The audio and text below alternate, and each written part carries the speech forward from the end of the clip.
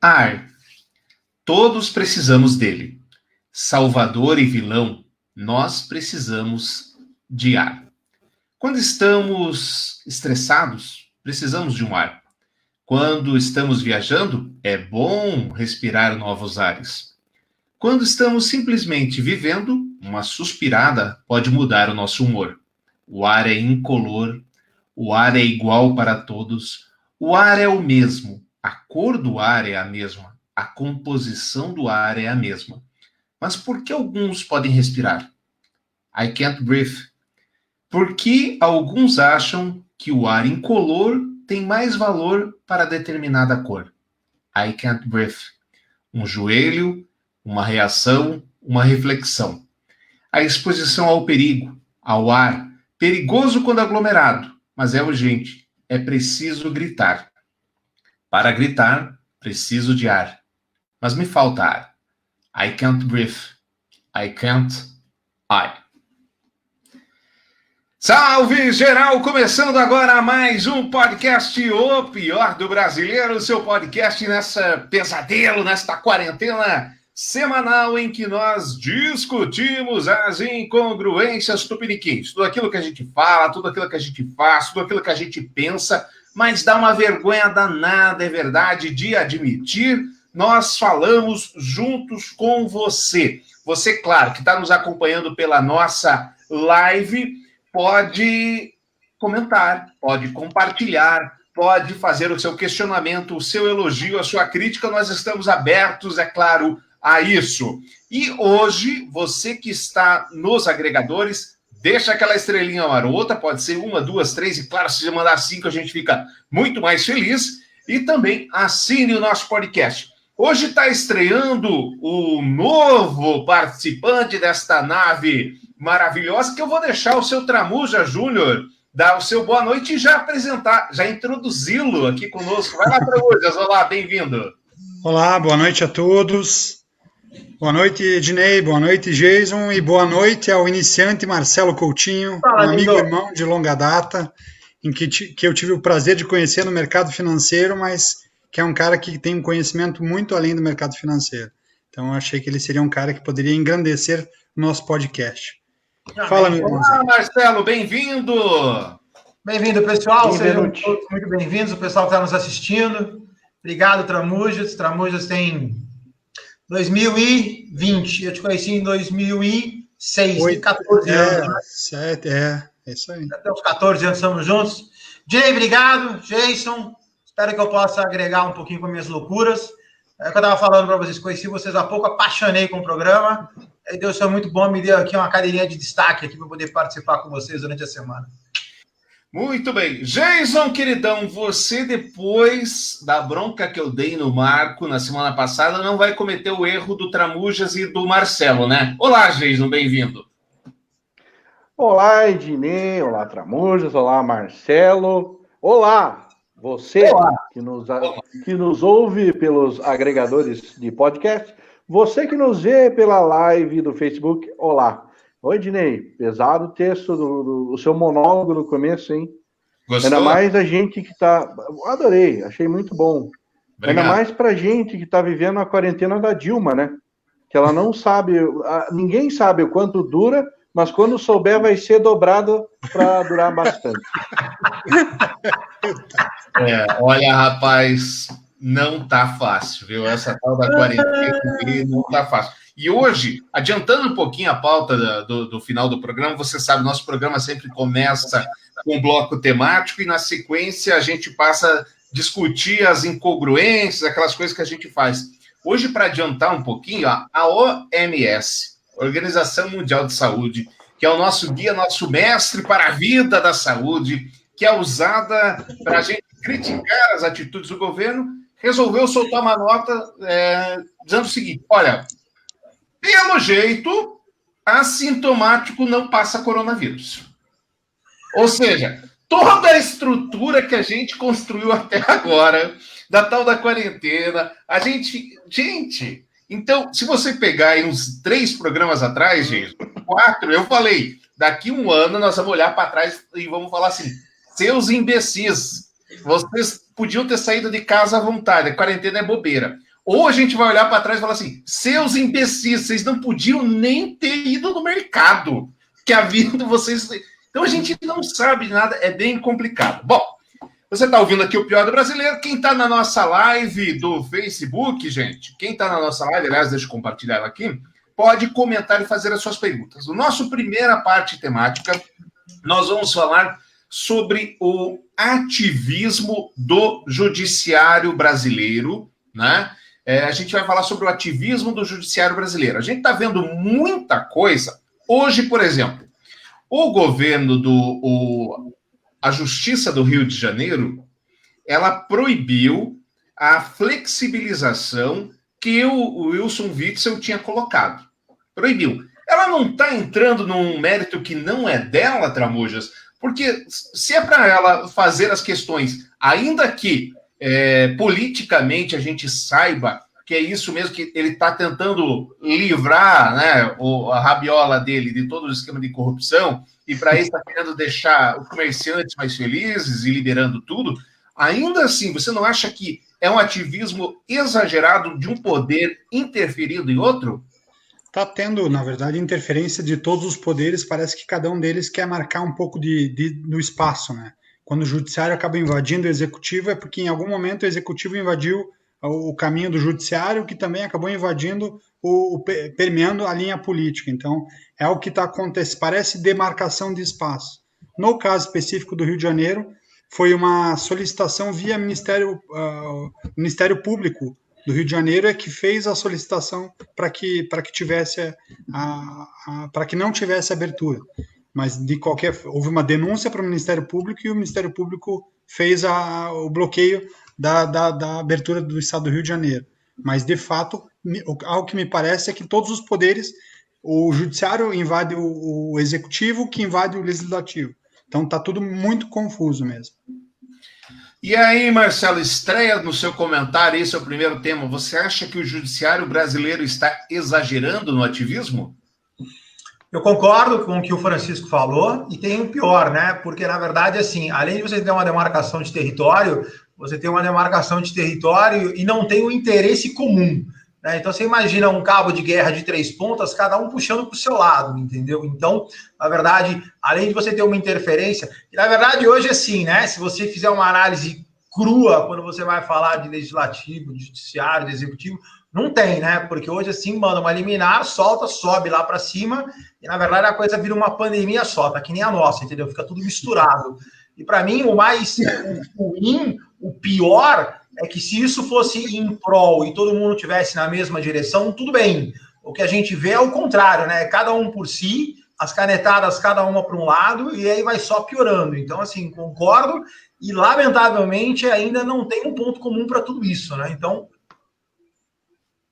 Jason, ao mesmo tempo em que a gente critica o seu Hagan Van Traub de pedir aí a prisão de todo mundo do STF, o Bolsonaro reclama que o STF está lhe tirando a caneta, por assim dizer, porque ele não pode determinar quando volta o comércio, ele não pode determinar quando acaba a quarentena. Os protestos em rua dos favoráveis ao presidente pedem uma intervenção cívico-militar, sabe Deus, seja lá o que seja isso, pede essa intervenção cívico-militar. O STF também não está entrando, não está dando uma exagerada nesse ativismo, gente?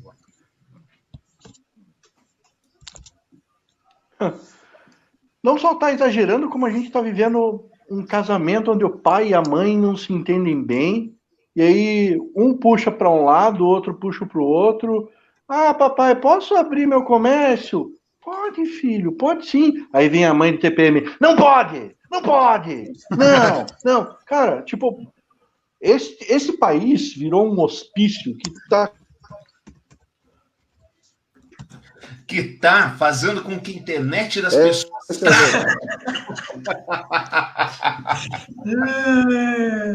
Provavelmente tudo que eu falei, nada foi inteligível, né? Saiu tudo tranquilo. Fica tranquilo. Fica junto com a gente, Jason. Imagino. É verdade. Bom, daqui a pouquinho a gente vai receber, se não der o cano, né? Vou tentar. Daqui a Um pouquinho. beijo para Direct Wi-Fi. Vai ganhar um patrocínio aí. Tá querendo um jabá, né? Seu Aliás, a gente precisa fazer uma campanha para. Como é que é? Direct Wi-Fi, é isso, Jason? É, né? Direct Wi-Fi. Então, Direct Wi-Fi. Por favor, Direct Wi-Fi, arruma a internet desse menino. Bom, estou tendo a honra aqui e o prazer de receber. Eu vou dar uma carteirada na Direct Wi-Fi lá. Cristiano Dionísio, obrigado por ter atendido o nosso convite. Professor, bem-vindo. Imagina, estou à disposição. Uma alegria estar aqui com vocês. Tudo bem? Boa noite. Boa noite. Antes de começar a fazer as perguntas capciosas para o professor, que elas vão vir, eu sei. O Cristiano, o professor Cristiano, é um dos caras mais gente boa que eu conheço. Eu encontrei com ele num ambiente inóspito, que é ambiente de campanha eleitoral. Aquilo lá é uma desgraça. Aquilo lá é triste. E o professor ali, naquela finesse dele, candidato gritando que nem maluco, e ele muito calmo, falando, não é assim, fica tranquilo. Eu lá, pegada, cabeça do mundo, não sei o quê. Professor, para começar aqui, eu convidei para a gente falar sobre o ativismo, coordenador de curso da Unidom Bosco Centro Universitário, sócio da empresa Macedo e Dionísio Advogados, associado da empresa Unidom Bosco Centro Universitário, e também tem um podcast agora de jurídico, né? Fala um pouquinho desse seu podcast jurídico, professor. É um projeto novo que a gente tenta conversar, estabelecer aí um diálogo bastante informal, mas ao mesmo tempo produtivo, com pessoas que têm uma atuação jurídica interessante, diferente, nos diversos campos, né, da carreira junto ao judiciário, sejam magistrados, promotores. Ele é destinado, em princípio, para o público, digamos, aí das carreiras jurídicas, necessariamente, mas os temas são bastante amplos, são bastante abertos. Então, estamos iniciando esse projeto também em parceria com o grupo SEB, né, e a EPD, que é a Escola Paulista de Direito. Está sendo um projeto novo, está sendo interessante. Tramuja, sua primeira pergunta nesse tema, o judiciário brasileiro está exagerando no ativismo, por favor. Então, Cristiano, prazer em falar contigo. Fui seu eleitor quando candidato. Acho que você não vai lembrar de mim. Você não vai lembrar de mim, mas eu te conheço desde 97. Você fez direito na PUC, daqui de Curitiba, e você jogava basquete com o Heraldo, que fazia engenharia elétrica comigo. Olha então, só! Eu era o cara que passava a bola. Não era um bom jogador de basquete, mas quando a bola vinha, eu passava, porque eu jogava com quem sabia, e você jogava lá. Você era que legal. Prazer em revê-lo aí, que bom. Depois de alguns anos que se passaram, a gente poder conversar. Nossa, passou um filme na minha cabeça agora. Viu só? Cristiano, em relação a essa judicialização entre os três poderes, né? O que a gente estava conversando na abertura e no início, a percepção que a gente tem é que, como a gente tem um presidente que ele não entende, ou pelo menos aparentemente não conhece a Constituição, ele tem uma noção muito clara de que ele foi eleito presidente e que ele é o chefe. A partir do momento que ele é o chefe, ele acha que ele pode assinar tudo. O que eu percebo é que todas as vezes em que o Bolsonaro dava um passo adiante, além do que é o papel do presidente, o judiciário, num primeiro momento, tentou ser mais suave, e agora parece que a gente está com os ânimos acirrados, até por conta da pandemia e de tudo mais. O que eu vejo agora é que a sensação que nos dá é que todos os ministros, os principais ministros do STF estão meio sacudos, estão meio cansados de ter que a todo momento ter que falar, Bolsonaro, esse não é o papel do presidente, teu papel vai até determinado ponto. E aí a sensação de estresse é justamente nessa barreira. E agora, talvez por esse estresse causado pelo próprio Bolsonaro, o que a gente percebe é que o emocional do STF, em algum ponto, ele está um pouco exacerbado. Tanto com o Celso de Mello, que parece ser um cara extremamente ponderado e é o decano do STF, é o mais antigo dos ministros do STF, em que ele fala para os colegas que os movimentos do presidente parecem movimentos do nazismo, e até o momento em que o próprio Alexandre de Moraes, quando ele adianta, a princípio, a mim que gosta de estudar lei, que gosta de estudar um pouquinho da Constituição, quando ele acelera um processo quando ele acelera o processo em que ele não espera a Procuradoria-Geral da República para dar sequência numa investigação em algum processo, parece-me que tudo isso é causado também por esse estresse de relacionamento. E aí eu queria entender contigo se de fato nós que gostamos de estudar um pouquinho da Constituição e da lei, se essa visão que a gente está tendo é clara ou onde a gente está errando ou pecando para fazer essa interpretação de movimento que parece um movimento político com viés jurídico também, né? Uhum. Bom, é uma excelente pergunta, tá? A gente poderia passar aí um bom tempo falando só sobre esse tema, mas nós temos uma tempestade perfeita nesse cenário. Essa tempestade perfeita tem 3 vetores, vamos colocar dessa forma. O primeiro vetor é a própria característica do direito constitucional. Eu sei que vou falar um pouquinho de história aqui, mas só para a gente fazer o contorno, né, fazer a moldura para localizar esse nosso problema, é a própria característica do direito constitucional a partir da Segunda Guerra para cá. O que acontece nessa perspectiva? Nós tivemos, a partir dos anos 50 até os dias de hoje, uma verdadeira judicialização da política e uma politização do direito. Né? Tivemos uma corrente, digamos, de mão dupla. Os 2 campos, embora sejam diferentes, se tornaram cada vez mais próximos. E isso aconteceu porque, a partir de uma série de fatores de transformação da sociedade nos anos 50, aspectos econômicos, culturais, sociais, políticos também, você teve a busca pela conquista de direitos juntos aos tribunais, porque determinados temas que eram urgentes para a sociedade eram também bastante desgastantes de uma perspectiva política, né? Então, em muitos países do mundo, temas como, por exemplo, descriminalização das drogas, não segregação racial, possibilidade de realização do aborto de forma legal, temas que são realmente muito graves, muito importantes, o establishment político não quis discutir. E ao não querer discutir isso, ao não querer ter uma proposta de convergência, ao não querer estabelecer uma espécie de consenso político sobre esses aspectos, a gente acabou delegando ao judiciário decisões que deveriam ter sido construídas politicamente, né? Efetivamente nos congressos, nos parlamentos do mundo todo.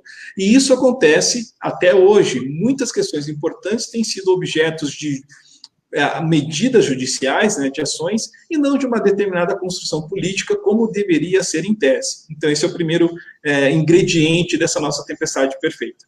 Segundo ingrediente dessa nossa tempestade perfeita, de fato, é o nosso perfil da atual Constituição do STF, da forma pela qual os nossos ministros têm se posicionado. O fato é que nos últimos 7, 8 anos, houve, digamos, uma exacerbação do papel do STF. Né? O STF no Brasil ele sempre foi muito mais contido, ele sempre foi muito mais comedido nas suas ações em relação ao Poder Executivo, em relação ao Poder Legislativo.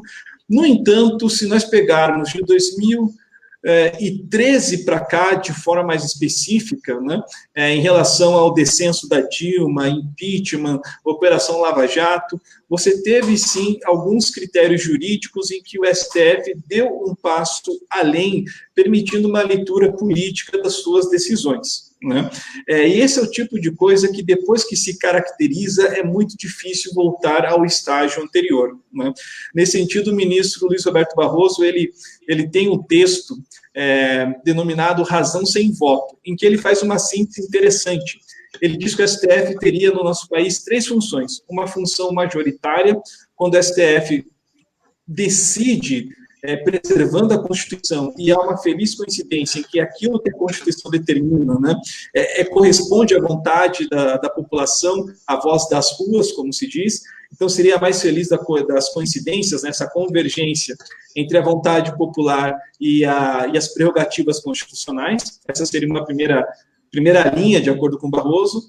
A segunda linha seria uma linha contra-majoritária, onde, a despeito daquilo que as ruas clamam, digamos, o STF ele deve exercer aquela função de guardião da Constituição, né? E uma terceira linha, e esse seria o ponto polêmico, e, portanto, o nosso segundo ingrediente dessa nossa tempestade perfeita, né, seria uma linha de avanço civilizatório, o ministro Barroso, e é só um exemplo, porque outros lá na corte também pensam como ele, né, partem da premissa que há determinadas situações em que o Poder Judiciário, o STF, legitimado pela Constituição, pode fazer avançar determinados institutos, determinadas, digamos, fronteiras da sociedade, vamos colocar dessa forma, ainda que a própria sociedade eventualmente não tenha se dado conta disso. Então, ele entende que, assim como o judiciário, o legislativo é um poder constituído, o executivo também, o judiciário também teria, e a legitimidade dele estaria justamente na própria Constituição para fazer esses avanços institucionais. O que, é claro, é bastante perigoso, né? Bastante perigoso. Bem polêmico, hein? Bem polêmico, né? E daí temos o terceiro ingrediente dessa tempestade perfeita, que é o próprio perfil do nosso presidente. Porque o perfil do nosso presidente, embora ele tenha passado 28 anos como deputado federal, me parece que ele tinha uma outra perspectiva do que seria o poder executivo, ou ainda de como realizar um governo sem uma articulação mais orgânica no Congresso Nacional. E essa articulação mais orgânica, só para deixar bem claro, não significa uma organicidade para o mal, corrupção, nem nada disso, né? Mas é preciso ter diálogo legítimo com diversos setores da sociedade, né? E diante disso, ele tem adotado medidas que vão ao arrepio do que determina a Constituição e não tem, digamos, uma certa construção, vou colocar aqui uma expressão um pouco diferente, uma certa elegância com o poder legislativo que poderia fazer essa frente. Então, colocando de um modo simples essa terceira questão, o Bolsonaro, ao assumir o protagonismo de toda a iniciativa governamental, ele acaba tendo também o ônus de toda a derrota. Ele falta talvez um pouco de traquejo, inclusive, para dividir essa responsabilidade com o Congresso. Então, de fato, a gente está diante de uma tempestade perfeita por conta desses três elementos. Nós temos uma judicialização da política e uma politização do direito, né, o que é muito perigoso. Nós temos o STF com um perfil, digamos, não exatamente de ativismo, mas de um protagonismo em questões sociais, efetivamente em função desse primeiro ponto. E, infelizmente, temos aí um terceiro elemento, que é o nosso presidente, que parece não entender essa realidade, como ela se estabelece. Então, de fato, a gente está num cenário perigoso. Não sei se eu respondi a sua pergunta, meu caro, mas o painel é esse. De fato, a gente está em um momento de tensionamento institucional. Excelente. Marcelo, queridão, conte-nos qual é a sua dúvida com relação ao judiciário brasileiro, ativismo e tudo mais. Você está com o microfone mudo, viu, Marcelo, queridão? Então, daí não rola. Desmutei. Foi mal. Aí, vai lá. Doutor, tira uma dúvida. Nesse cenário que você passou para nós, a gente tem essa questão da invasão dos poderes que você chama da judicialização. Se você tem um presidente sem traquejo, que acaba colocando, ou seja, ele é o líder da nação, como ele não tem tato e ele não tem condição de manejo, ele acaba se enfraquecendo. Por essa questão desse processo de judicialização, o STF acaba se tornando o protagonista da história. Então, a minha pergunta para você é, olhando para frente, né? Ou seja, se não mudar nada e o Bolsonaro mantiver essa postura, que é uma postura, como você falou, falta elegância, falta tato, ríspida, agressiva, né? E a gente tem aí mais uns anos ainda e tem muita coisa para acontecer. Qual é a tua leitura disso? Ou seja, e aí você tem um STF que, por um viés popular, vamos falar assim, você tem um STF impopular, um STF lento, um STF letárgico. Então, assim, você olhando para frente agora, se a gente mantiver essa condição, qual é o final dessa história? O presidente não completa o mandato, se continuarmos nessa circunstância. E aqui a gente precisa ter um certo cuidado nessa análise, né? O que me parece, A questão da interrupção do mandato do presidente, uma eventual situação de impeachment, depende de duas colunas que sustentam esse processo. Uma coluna política e uma coluna jurídica, né? Efetivamente, essa falta de traquejo se traduz numa série de condutas que acabam sendo consideradas ilegais, mesmo, né? A gente tem no país uma lei que é a Lei 1079 de 1950. Essa lei estabelece o que é crime de responsabilidade do presidente da República e dos ministros de Estado, tá? Você tem uma vasta aí discussão judicial que teria caracterizado algumas ações do presidente Bolsonaro como sendo crimes de responsabilidade. Uma delas, por exemplo, uma das hipóteses prevista em lei, é criar animosidade entre as Forças Armadas e a população civil e daí por diante. Então, são situações que, em tese, parecem muito simples, mas justamente por serem um gatilho, por um processo maior que a gente não sabe onde pode terminar, é que são caracterizadas como sendo crimes de responsabilidade, né? Então, esse é o primeiro ponto. Eu diria que, juridicamente, há teses a favor e contra da caracterização desses crimes de responsabilidade. De outro lado, você tem a situação da sustentação política. E a sustentação política, o presidente tem. É importante que se diga isso. O eventual processo de impeachment, ele depende de uma articulação política que vai julgar uma perspectiva jurídica que seria esse eventual crime de responsabilidade. Eu acho que está muito claro na memória de todo mundo ainda o processo de impeachment da ex-presidente Dilma, né, em que, de fato, verificando ali as situações, se percebe que faltou a ela uma sustentação política, porque havia naquela época, em relação ao crime de responsabilidade que foi atribuído a ela, uma dúvida muito maior do que aquela que se, pelo menos, identifica aí nas condutas do nosso presidente, o presidente Bolsonaro, né? Como isso pode ser trabalhado? A gente pode ter um esgarçamento desse tipo de relação, tendo novas medidas adotadas pelo presidente da República sendo rechaçadas pelo STF. Um exemplo que eu gosto de trazer sobre isso é a expulsão dos embaixadores venezuelanos do Brasil. Tudo bem, o presidente Bolsonaro não gosta do regime venezuelano, mas é o presidente.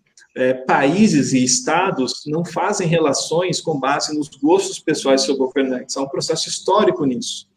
E o fato objetivo é que não houve um rompimento institucional de relações entre o Brasil e a Venezuela. A Venezuela não atacou, não teve nenhum ato de guerra contra o Brasil, e também o Brasil não teve nenhum ato de guerra contra a Venezuela. E mais que isso, na própria Constituição se estabelece que o Brasil vai procurar criar uma comunidade latino-americana de nações, tentando preservar a solução pacífica das controvérsias no campo interno e internacional. Então, a nossa própria Constituição estabelece que é dever jurídico do Estado brasileiro manter pontes diplomáticas com todos os países, em especial aqueles da América Latina. E se não houve um ato jurídico que justificasse a expulsão dos embaixadores venezuelanos, né, como de fato não houve, não cabe ao presidente da República, na canetada, como se diz, né, criar um momento talvez de atrito como esse. E daí, nessa hipótese, o ministro Barroso decidiu contra, né, essa política adotada pelo presidente Bolsonaro, permitindo a permanência dos embaixadores do corpo diplomático venezuelano no Brasil, enfim, daí por diante, que inclusive é um dos principais parceiros econômicos do país, e o Brasil tem um superávit absurdo em relação à Venezuela no mercado internacional, né? Então, eu trago esse exemplo para tentar, talvez, demonstrar que existe um esgarçamento, sim. Esse esgarçamento pode gerar uma deterioração da sustentação política. E isso pode levar a um processo de interrupção do mandato. Isso pode acontecer. Professor, uma das grandes tensões que se faz com relação ao STF é que ele é, entre aspas, petista, porque seus ministros foram, na sua maioria, indicados pelos governos do PT. Na sua opinião, ainda que o governante, no caso o presidente, tenha sido eleito pelo povo e aí tem o direito de nomear quem quiser para esse cargo, é uma boa prática? Você não acaba fazendo uma pecha, e eu sei que isso é mundialmente, acontece mundialmente, né? Essa questão de indicar. Mas será que não teria um outro caminho que daí a gente deixaria o STF realmente totalmente isento e já aproveitando na mesma... Vamos nessa, porque eu sei que você vai demorar nessa resposta aí. Não, imagina. Olha, o modelo nosso, ele é bem desenhado. Eu acho que o nosso modelo ele é bem desenhado. Porque o presidente indica, mas quem sabatina é o Senado. Né? E o Senado representa o Pacto Federativo. Todos os estados, mais o Distrito Federal, tem 3 representantes, onde você tem, de fato, o equilíbrio da República por meio do Senado. Né? Enquanto na Câmara, cada estado tem a representação proporcional à sua população, no Senado é todo mundo igual. Né? Todos os estados, mais o Distrito Federal, tem lá os seus 3 senadores. Então, de fato, o que nós todos deveríamos exigir é que os senadores de fato, fizessem o dever de casa, sabatinassem e tivessem uma postura mais altiva, efetivamente, na hora de analisar ou concordar ou não com a indicação que o presidente fez. Na história do STF, salvo engano, somente um indicado foi reprovado pelo Senado, na época de Dom Pedro II, que indicou um médico para a Suprema Corte. Mas, tirando isso, absolutamente todos que foram indicados até hoje foram aceitos, né? Essa questão da STF ser muito petista, eu acho que é uma questão muito da narrativa, porque boa parte desses ministros estavam na época do mensalão e poucas coisas foram mais, né, que sangraram mais o PT, vamos colocar dessa forma, que o próprio mensalão, e até mesmo o impeachment da presidente Dilma. É claro, o impeachment da presidente Dilma não foi julgado pelo STF, mas houve decisões ali fundamentais que levaram ao impeachment. Por exemplo, a liminar que o ministro Gilmar Mendes deferiu, né, impedindo a posse do ex-presidente Lula na qualidade de ministro da... Eles estão dando de ingratos. Se não é o Gilmar Mendes, ficam xingando o Gilmar Mendes, viu, seu Tramujo, o senhor que faz isso? Se não é o Gilmar Mendes, o seu Lula tem assumido a Casa Civil e a Dilma tinha terminado no lado. Mas deixa eu só dar uma cortadinha, e aí eu vou pedir perdão pela minha ignorância, que eu sou financista, eu não sou... Na verdade, eu sou um advogado frustrado, entendeu? Mas quando você fala do impeachment da Dilma Rousseff e essa questão do Gilmar, na minha mente, o que veio e dói foi aquela alteração de rito que o Lewandowski fez, e aí ela foi impeachmentada com poder. Então, assim... Tem umas coisas aí meio... Foi meio impeachment, né? Foi um impeachment meio porcão, né? Porque assim, ela foi impeachmentada, mas não foi. Aí ela concorreu para Minas Gerais, e aí, graças ao bom Deus, pegaram e jogaram ela fora. Mas assim... Ia ser senadora, né? Não, olha, se um aluno de Direito Constitucional 2 fizesse o que o Lewandowski fez, teria pegado o TP. É simples. O que aconteceu naquele período da nossa história não tem lastro jurídico. É terrível falar isso, mas é difícil, é muito difícil. Não tem como explicar. Você pega o artigo da lei de 1950 e a Constituição Federal, no seu artigo 82 e seguintes, você não consegue entender o que foi feito no impeachment da presidente Dilma para ela ter sido impedida do mandato e continuar com os poderes políticos, né, os direitos e poderes políticos. Então, não tem realmente o menor cabimento. Mas, retomando essa situação do Gilmar Mendes, né, houve ali uma decisão que, de fato, contrariou, talvez, o interesse de todos ali, né? Agora, uma questão importante que eu acho que vale a pena a gente destacar.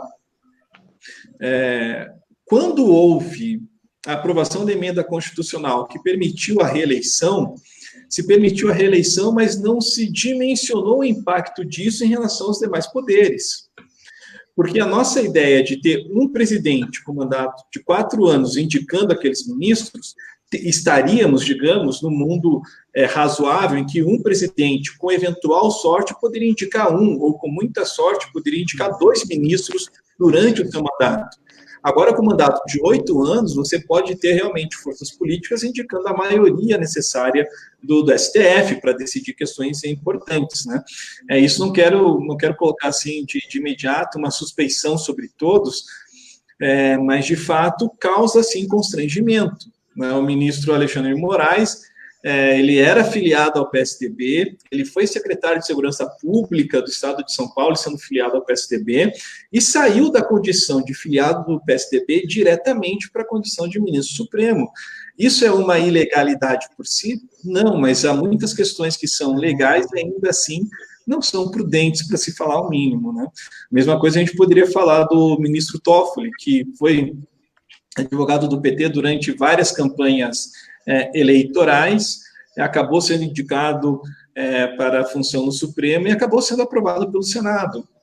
Me parece que a gente tem que cobrar mais do Senado essa hipótese, mesmo, né?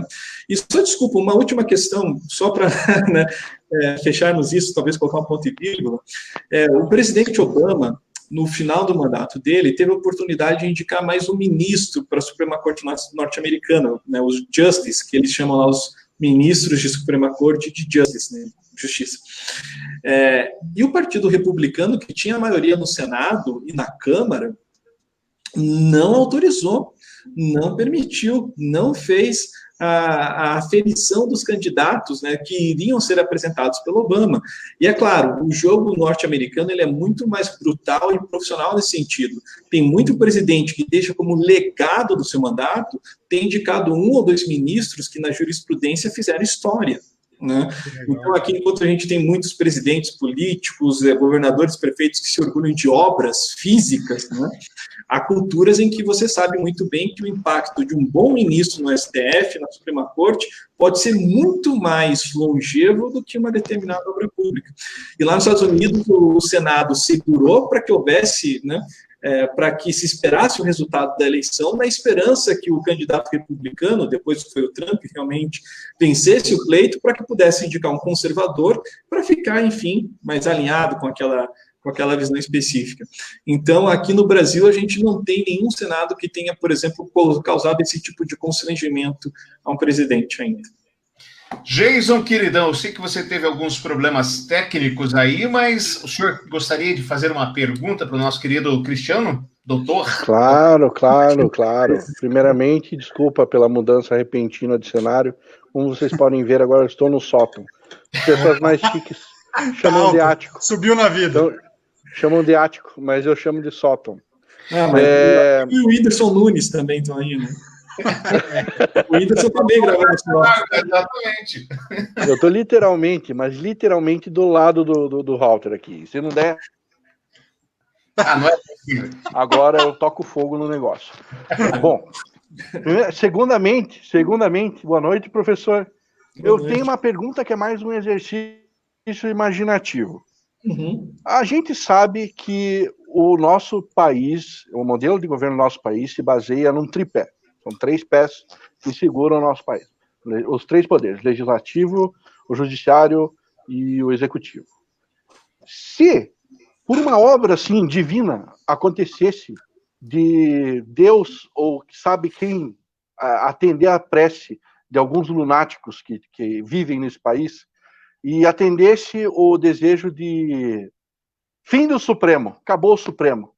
Você consegue imaginar o que aconteceria? Será que melhoraria, pioraria? Fogo no parquinho mais do que o incêndio que se apresenta hoje? O que o senhor acha? Olha, seria ainda mais caótico o sistema, né?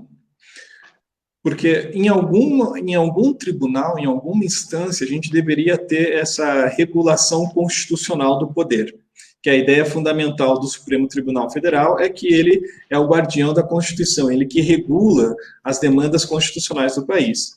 Se essa estrutura não fosse centralizada, a gente deveria ter essa estrutura vinculada às diversas regiões do país, né? Então, por exemplo, aqui no Sul nós temos o TRF4, o Tribunal Regional Federal da 4ª Região.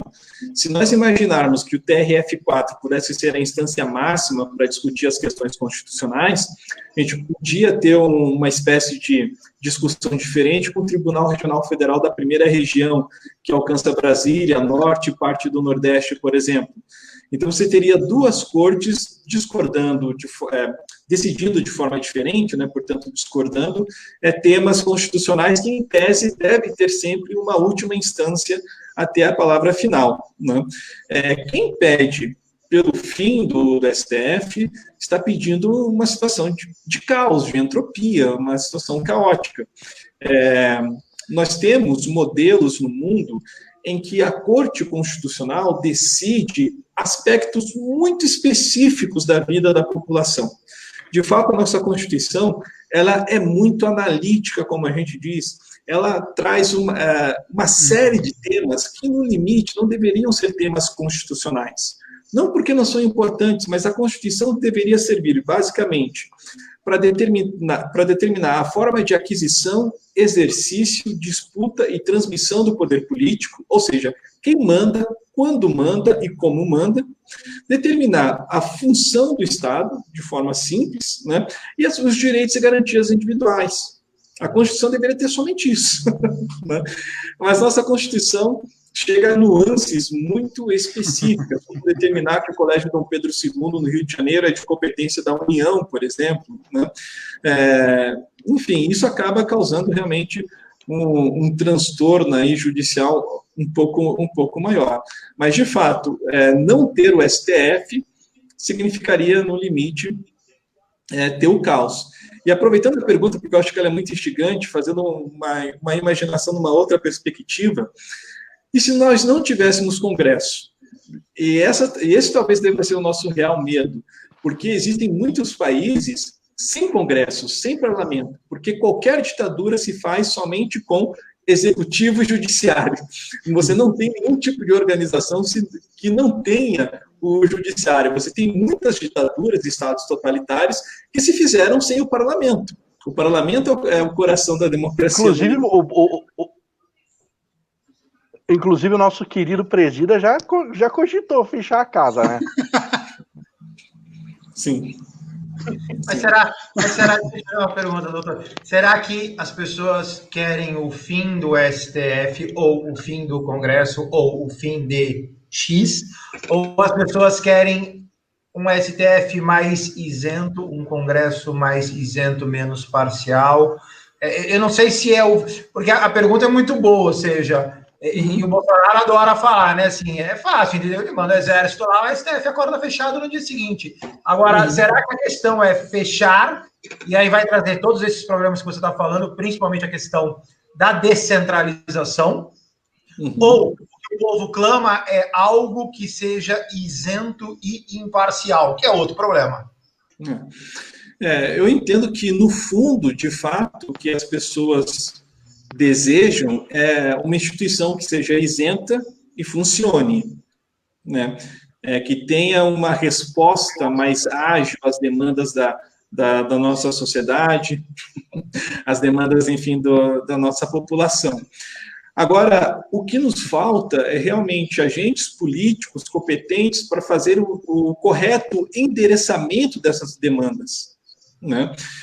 Nós já tivemos homens públicos e mulheres públicas nesse sentido, de grande estatura, que endereçaram questões importantes.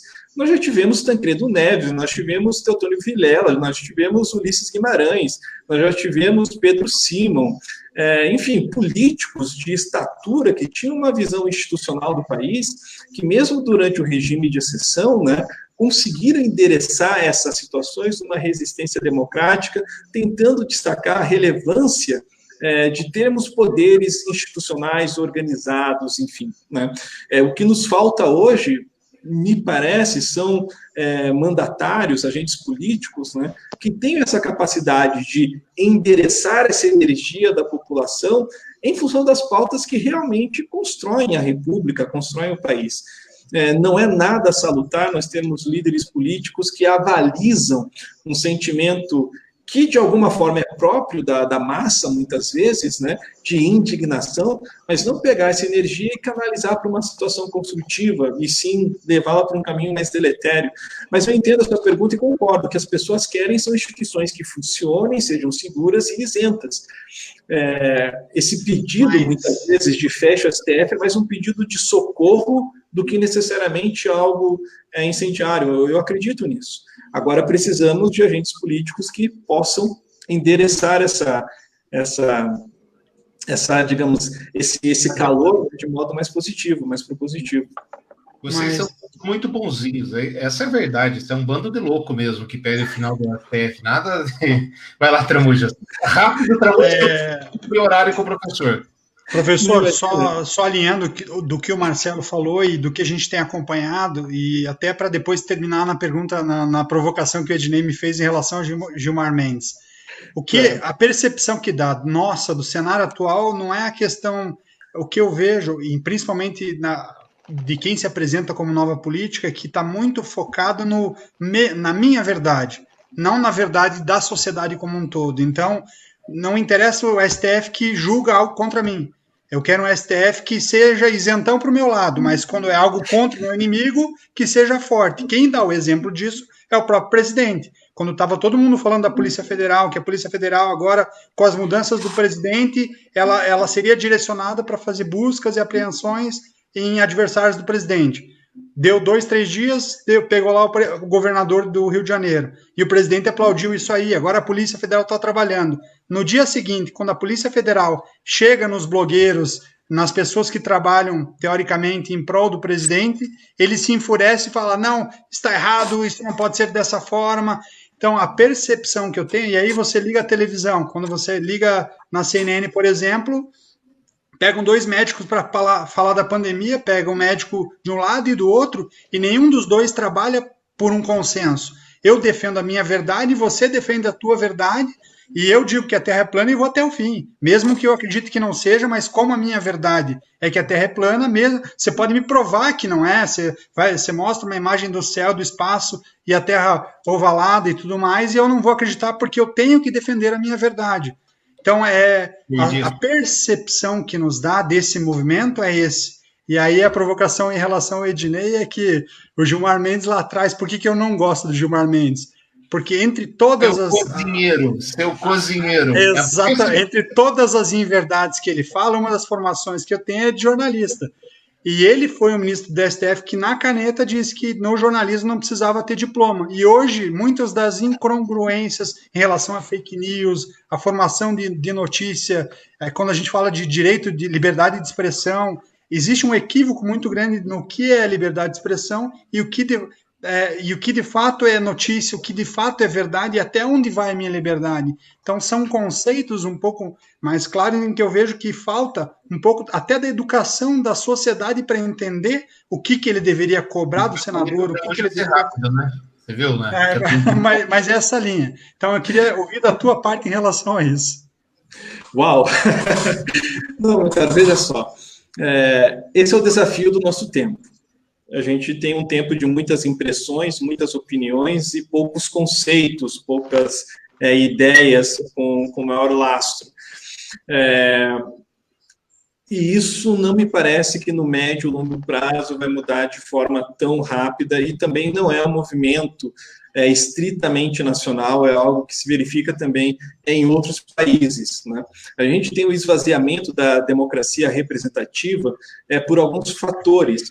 Talvez o primeiro fator seja justamente o fato das pessoas não se sentirem devidamente representadas pelos eleitos. Afinal, aqui no Brasil, não tem o que a gente chama de recall, que é um instituto realmente que tem no direito norte-americano, por exemplo, em que eu voto num sujeito que ia defender o meio ambiente e depois que ele assume, ele permite uma usina nuclear no meio da Amazônia, vamos supor, né? E, não, posso retomar o mandato daquele sujeito? Não, não pode, isso não existe.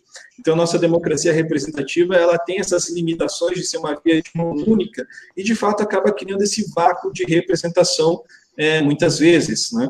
Nós temos um sistema... A gente tenta uma pedalada, pronto. Já voltou uma vez, é meu, dane-se, né? Eu sou dono do... Eu sou condenado a ficar contigo por 4 anos. Aqui a gente tem um jeitinho, nada que o jeitinho não resolva.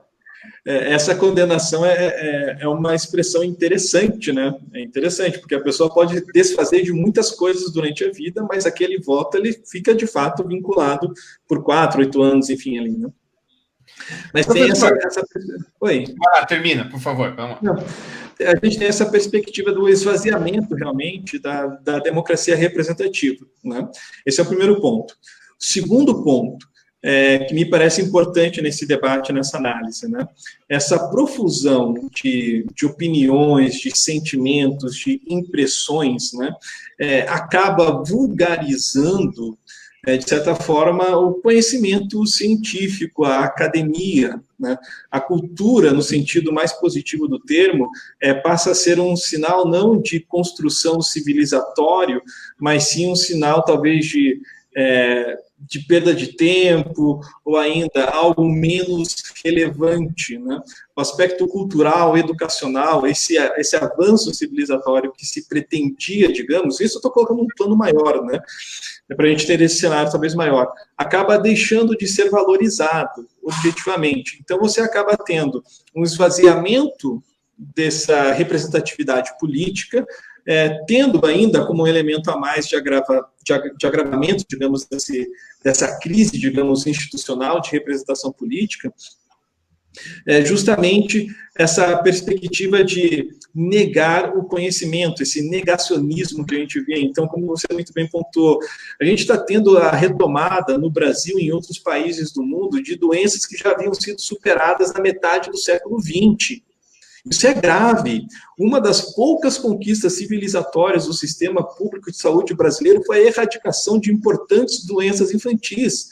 Pode parecer pouco, mas aquela política pública dos anos 70, 80, do Zé Gotinha, de parar o país para todas as crianças serem vacinadas, foi um avanço civilizatório nosso, e estamos perdendo esse nível de conquista, porque agora as pessoas acreditam, né, pautadas por uma desconsideração do que é o conhecimento, do que pode ser a inteligência em análise, né, acaba acreditando que vacina é um plano estrangeiro, é algo do mal e daí por diante, né? Então, de fato, a gente tem um momento assim de articulação difícil e que, insisto, é importante que os agentes políticos, os partidos políticos, a academia, sindicatos, empresas, todos voltem a articular o mínimo consenso social civilizatório para que a gente possa ir adiante. A gente está diante de uma pandemia que pode representar para nós, em agosto, 100 mil mortos e 20 milhões de desempregados. O Brasil não teve isso nas guerras que participou. É algo desesperador. E a nossa sociedade não está sendo capaz de articular o mínimo consenso para conseguir superar essa crise. É algo muito grave. Exatamente. Bom, nós estamos aqui conversando no Pior do Brasileiro com o professor doutor Cristiano Dionísio, que está falando com a gente sobre esse ativismo do judiciário, ou propenso ativismo do judiciário. E é incrível, né? Que quem escuta o podcast sabe que eu sou um dos maiores defensores da liberdade de expressão, mas tem cada absurdo que aparece. Olha, arma biológica, como as vacinas estão reduzindo a população mundial. E as pessoas acreditam nessas bobagens sem pestanejar. Mais cedo, eu estava lendo, eu vou trazer para o programa que vem, tem agora uma nova modalidade, que é o seguinte: faz o parto humanizado em casa, tranquilo, e não corta mais o cordão umbilical. Que deveria ficar preso até quantos anos? Eu não curti também. Gente! Mas o que? Come? Não. Tem algumas mulheres que comem a placenta. Ah, cara, não. Comem a placenta porque seria um ambiente rico de nutrientes específicos que ajudaria depois na amamentação. Eu vi uma tese nessa linha. Não, que comia a placenta também dos cachorros. No reino animal, tudo bem. Onde não tem civilização, ok, perfeito. Agora, cara, não, a gente. Cara, não. Não vamos desvirtuar o tema, estamos falando das loucuras aqui do negócio. Eu queria comentar, eu sei que eu já extrapolei o tempo, professor, eu queria comentar muito rapidamente a questão da TV. Eu acho que a TV fez muito mal para o judiciário brasileiro, essa questão, ao mesmo tempo que a gente tem transparência, a gente transformou os ministros em superestrelas e etc. Agora eles fazem discursos pomposos, gigantescos.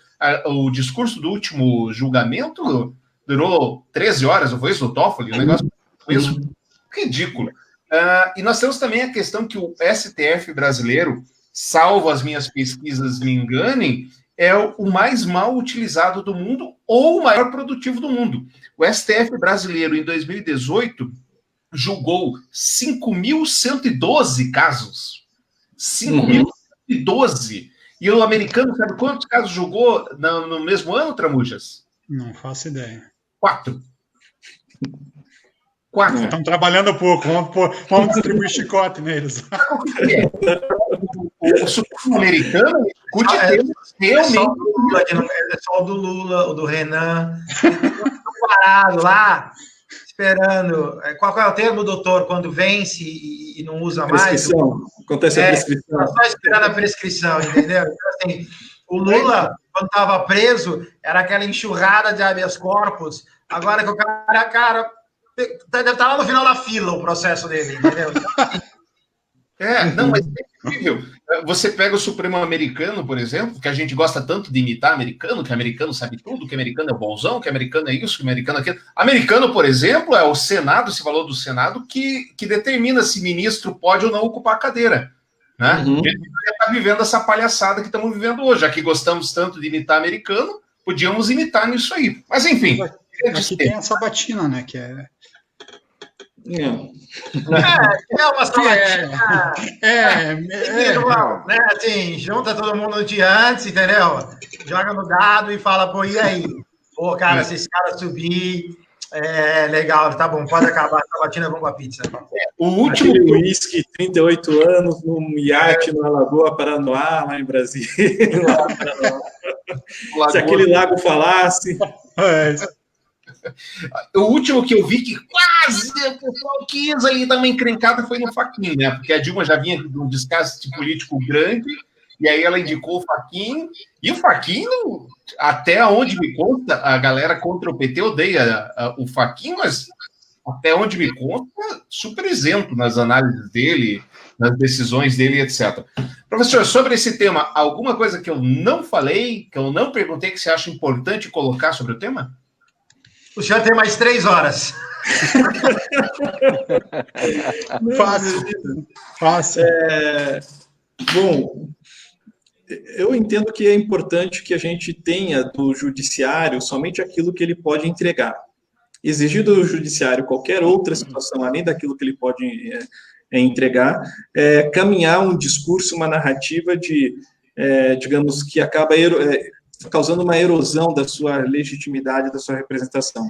O que eu quero dizer com isso? O judiciário não pode ser o responsável por tarifa de ônibus. O judiciário não pode ser responsável pelo direito de greve. O judiciário não pode ser responsável pelas questões que são pautas da política. Não é o judiciário que tem que determinar, por exemplo, qual é o percentual que vai ser investido em saúde ou educação. Não é o judiciário que tem que, de alguma forma, por decisões, estabelecer se o prefeito, o governador, o ministro, o presidente vai ser preso ou não, vai sofrer algum tipo de consequência ou não, por não ter atingido lá uma determinada pauta pública. O que nós precisamos ter, de fato, é cobrar mais dos nossos agentes políticos para que tomem as decisões necessárias, né? Que essas pautas sejam levadas para a seara política, que, de fato, é onde ela tem que ser dada, né? Tem que ser dado esse debate. Então, por exemplo, essa última situação da nomeação do do delegado, do novo ministro da Justiça, né? Que depois da saída do ex-juiz Sérgio Moro, que também foi uma situação absolutamente delicada, depois a gente pode falar um pouco mais sobre isso também, né? Porque ele colocou, de fato, a vida dele nos dois pêndulos, no judiciário e na política, né? E vai pagar um preço muito caro por isso, infelizmente. Mas o fato é que, mas a nomeação não é correta. Mas se não é correta, que o presidente, então, viva o desgaste político daquela nomeação e que, diante da ilegalidade, eventualmente, na atuação do futuro ministro da Justiça, que se paute isso de forma judicial, né? Mas o que nós não podemos também é encaminhar em direção ao erro pelo exagero, de achar que qualquer ato no país só pode ser válido se passar pela chancela do judiciário. Porque, no limite, infelizmente, é forçoso reconhecer que, gostemos ou não, ninguém caiu no Congresso de paraquedas. Todos foram devidamente eleitos. Havia mais opções, né? Já não podemos dizer a mesma coisa dos integrantes do Poder Judiciário. Ou seja, no limite, se a população não gostou do prefeito, do governador, do presidente, tem 4 anos para mudar de ideia e fazer essa reforma, digamos, fundamental.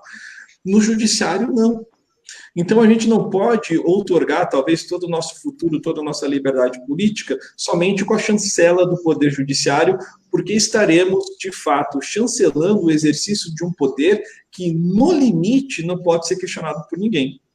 Porque quem julga o próprio STF? É isso aí. Não, e é uma palhaçada, né? A rede PT e PSOL entraram no STF contra o horário de divulgação do boletim. Porra, gente, o STF tem mais o que fazer do que julgar o horário de divulgação do boletim do Covid-19. Professor, convidei prioritariamente para falarmos sobre o ativismo do Supremo, mas não posso deixar você embora de jeito nenhum sem a gente falar sobre esse grande movimento mundial que é o Vidas Negras Importam. Como é que você está vendo todo esse ativismo? E dentro, assim, por que o negro americano está nos pautando, está pautando o negro brasileiro? E a sociedade americana branca está pautando a sociedade... os números que eu tenho aqui dos Estados Unidos, por exemplo, no último censo em 2010, a população americana de 308 milhões, desta 14%, é isso apenas? 12%, eles falam 12%, atual 12%. E aqui no Brasil é mais da metade. Por que a gente não se une para falar, acabar com essa... Opa, até derrubei a caneta. Para acabar com essa palhaçada do racismo. O que acontece? Por que nos falta esse ativismo? Bom, essa é uma pergunta bem complexa. Minha especialidade. Bom, vamos lá. Nós não tivemos no Brasil uma situação explícita, normatizada, né, de segregação racial tão evidente quanto em outros países, né? A gente teve outras estruturas de manifestações racistas dentro de políticas públicas, né? Mas nada tão evidente quanto na sociedade norte-americana, que você tinha aquela doutrina dos separados mais iguais, né? Só para a gente entender até mesmo onde isso alcança, né? No início dos anos 30, logo depois da Grande Depressão de 30, né, houve, de fato, um momento de grande convulsão social e econômica nos Estados Unidos. Depois, Roosevelt assumiu e criou o famoso New Deal. O New Deal, ele criou uma espécie de democracia proprietária nos Estados Unidos, né? Aquele sonho da classe média de ter uma casa para chamar de sua e a formação dos subúrbios norte-americanos, né, foi uma política social, econômica, enfim, nessa linha. No entanto, vejam só que interessante, para você ter o financiamento dos imóveis, esses financiamentos eram concedidos de acordo com os critérios, evidentemente, de créditos possíveis. E os bairros onde haviam comunidades negras, né, nos Estados Unidos, em diversas cidades, diversos estados, né, tinham o crédito dificultado, né? Então, você tinha os bairros considerados primes e os subprimes, que eram as comunidades negras dos Estados Unidos. E daí surgiu a hipoteca subprime, que derivou para uma série de situações que depois a gente veio ser retomada lá na crise de 2008 na Bolsa Norte-Americana. Isso no Brasil nunca aconteceu de forma tão explícita, de se negar o financiamento imobiliário ou se cobrar maiores juros de A, de B ou de C por conta da raça da pessoa ou algo desse gênero. E ao mesmo tempo que isso nunca foi explícito, o efeito acabou sendo mais deletério, né? Porque se tem um sentimento de que não haveria uma estrutura racista na sociedade brasileira, porque a primeira coisa que a pessoa pensa, não, mas eu tenho um amigo negro ou algo do gênero, que seria quase que um bode, entre aspas, expiatório daquele contexto que legitimaria, não, né? Mas se ele conseguiu, todo mundo consegue, eu tenho um amigo negro, não posso ser considerado racista, meu bisavô era negro, sempre tem, enfim, algum discurso nessa linha, nessa perspectiva. Então, eu acho que o primeiro ponto para a gente analisar seria o seguinte, de fato, o contexto norte-americano é muito diferente do contexto brasileiro. no contexto norte-americano, dentro daquela doutrina do separado mais iguais, tinha também uma famosa lei de uma gota de sangue, né, que determinava que qualquer tipo de ancestralidade negra, né, fosse lá o bisavô, se fosse lá a bisavó, ainda que na atual geração a pessoa tivesse traços muito mais suavizados, vamos colocar dessa forma, né, não tivesse um fenótipo negro, mas ainda assim seria considerada negra por ter um ascendente negro, seja em qual grau for, né? Vamos colocar dessa forma. Então, nos Estados Unidos, você não teve essa questão do colorismo, como se diz, e é algo muito presente no Brasil. E isso é muito perverso no Brasil, porque você tem uma estrutura de preconceito fortemente estabelecida no Brasil, e que é cruel na medida que quanto mais retinta for a pessoa, quanto mais escura for a cor da pele, né, mais dificuldade ela acaba tendo de acesso a algumas questões, né? Então tem essa outra perspectiva de colorismo. São diversos aspectos que a gente poderia pontuar, mas assim, a sua pergunta traz uma questão fundamental. Por que somos pautados pela cultura ou pela situação norte-americana? Isso é inexplicável, né? Nós tivemos um pai de família no Rio de Janeiro ano passado que foi morto com 80 tiros de fuzil do Exército Brasileiro com a família dentro do carro, né? Várias situações de crianças em comunidades no Rio de Janeiro que são mortas vestindo o uniforme do colégio dentro da escola em operações policiais mal controladas ou mal conduzidas. Então, eu diria que, de forma material, não faltariam elementos para a gente ter um posicionamento mais efetivo. Agora, o que falta talvez seja a possibilidade de uma melhor articulação, de uma melhor fala, realmente, de um protagonismo maior. Falando da questão política, por exemplo, né? Todos os partidos políticos têm lá um determinado movimento afro dentro, né? Um movimento setorial, né? Um movimento negro dentro dos diversos partidos políticos, né? Mas dificilmente isso frutifica numa determinada candidatura, numa determinada eleição, dificilmente você tem o protagonismo em relação a uma campanha majoritária, né? Essa questão da visibilidade no Brasil também fica bastante prejudicada. Então, eu imagino que, tragicamente, é muito mais fácil uma identificação da população negra brasileira com a população negra norte-americana, porque é mais fácil nós vermos filmes na sessão da tarde com famílias negras norte-americanas do que famílias brasileiras. Isso aí. Essa questão da representatividade acaba criando um vínculo que é muito cruel nesse sentido. Tem uma coisa que você falou que eu tenho uma péssima notícia para te dar, ou pelo menos é a minha visão, eu acho que não vai acontecer. Uhum. Quando você fala da questão que a sociedade ela tem que apontar numa mesma direção para que haja dois Cs, coerência e coesão. Então, assim, eu acho que num mundo onde todos somos juízes, né?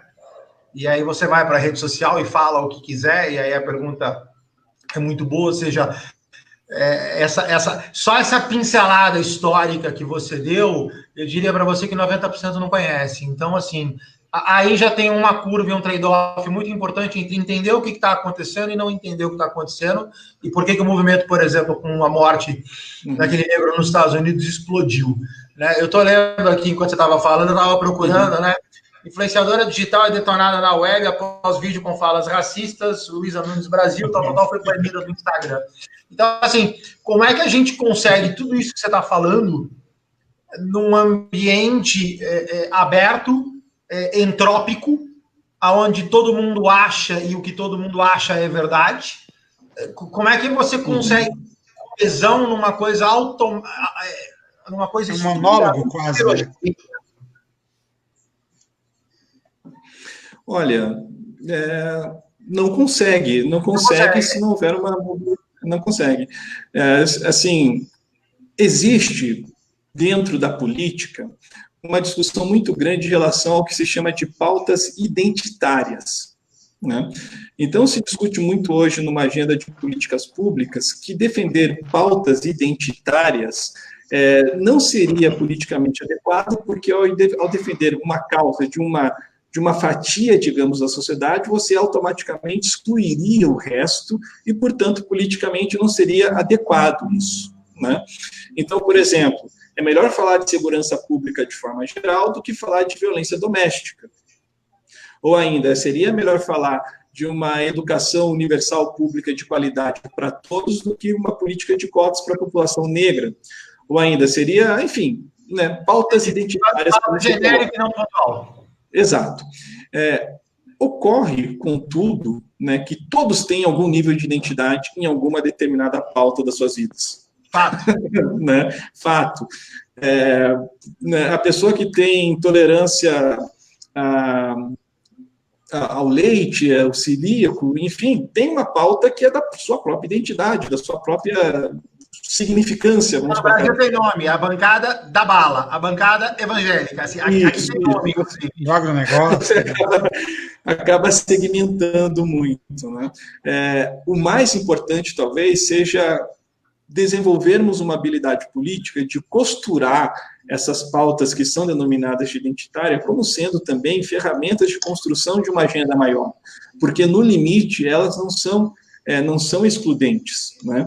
Então, objetivamente, quando a gente começa a pensar que o mercado brasileiro tem pelo menos 50% da sua população subutilizada, subeducacionada, contribuindo de uma forma longe do seu potencial integral, você percebe que a solução para o país passa por integrar essa comunidade negra de uma forma mais qualificada na educação, no consumo, na produção, enfim, daí por diante. Né? Então, a gente precisa desenvolver essa habilidade de identificar que essas demandas específicas, na verdade, compõem uma rede que atende ao interesse de todos. Agora, mais uma vez, eu reforço essa ideia.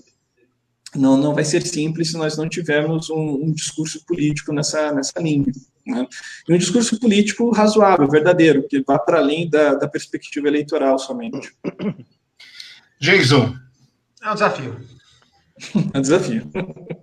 Cara, eu não estou preparado. Aqui, né? Estamos tendo uma aula aqui, daí tá interessante. Vai lá, Tramuja.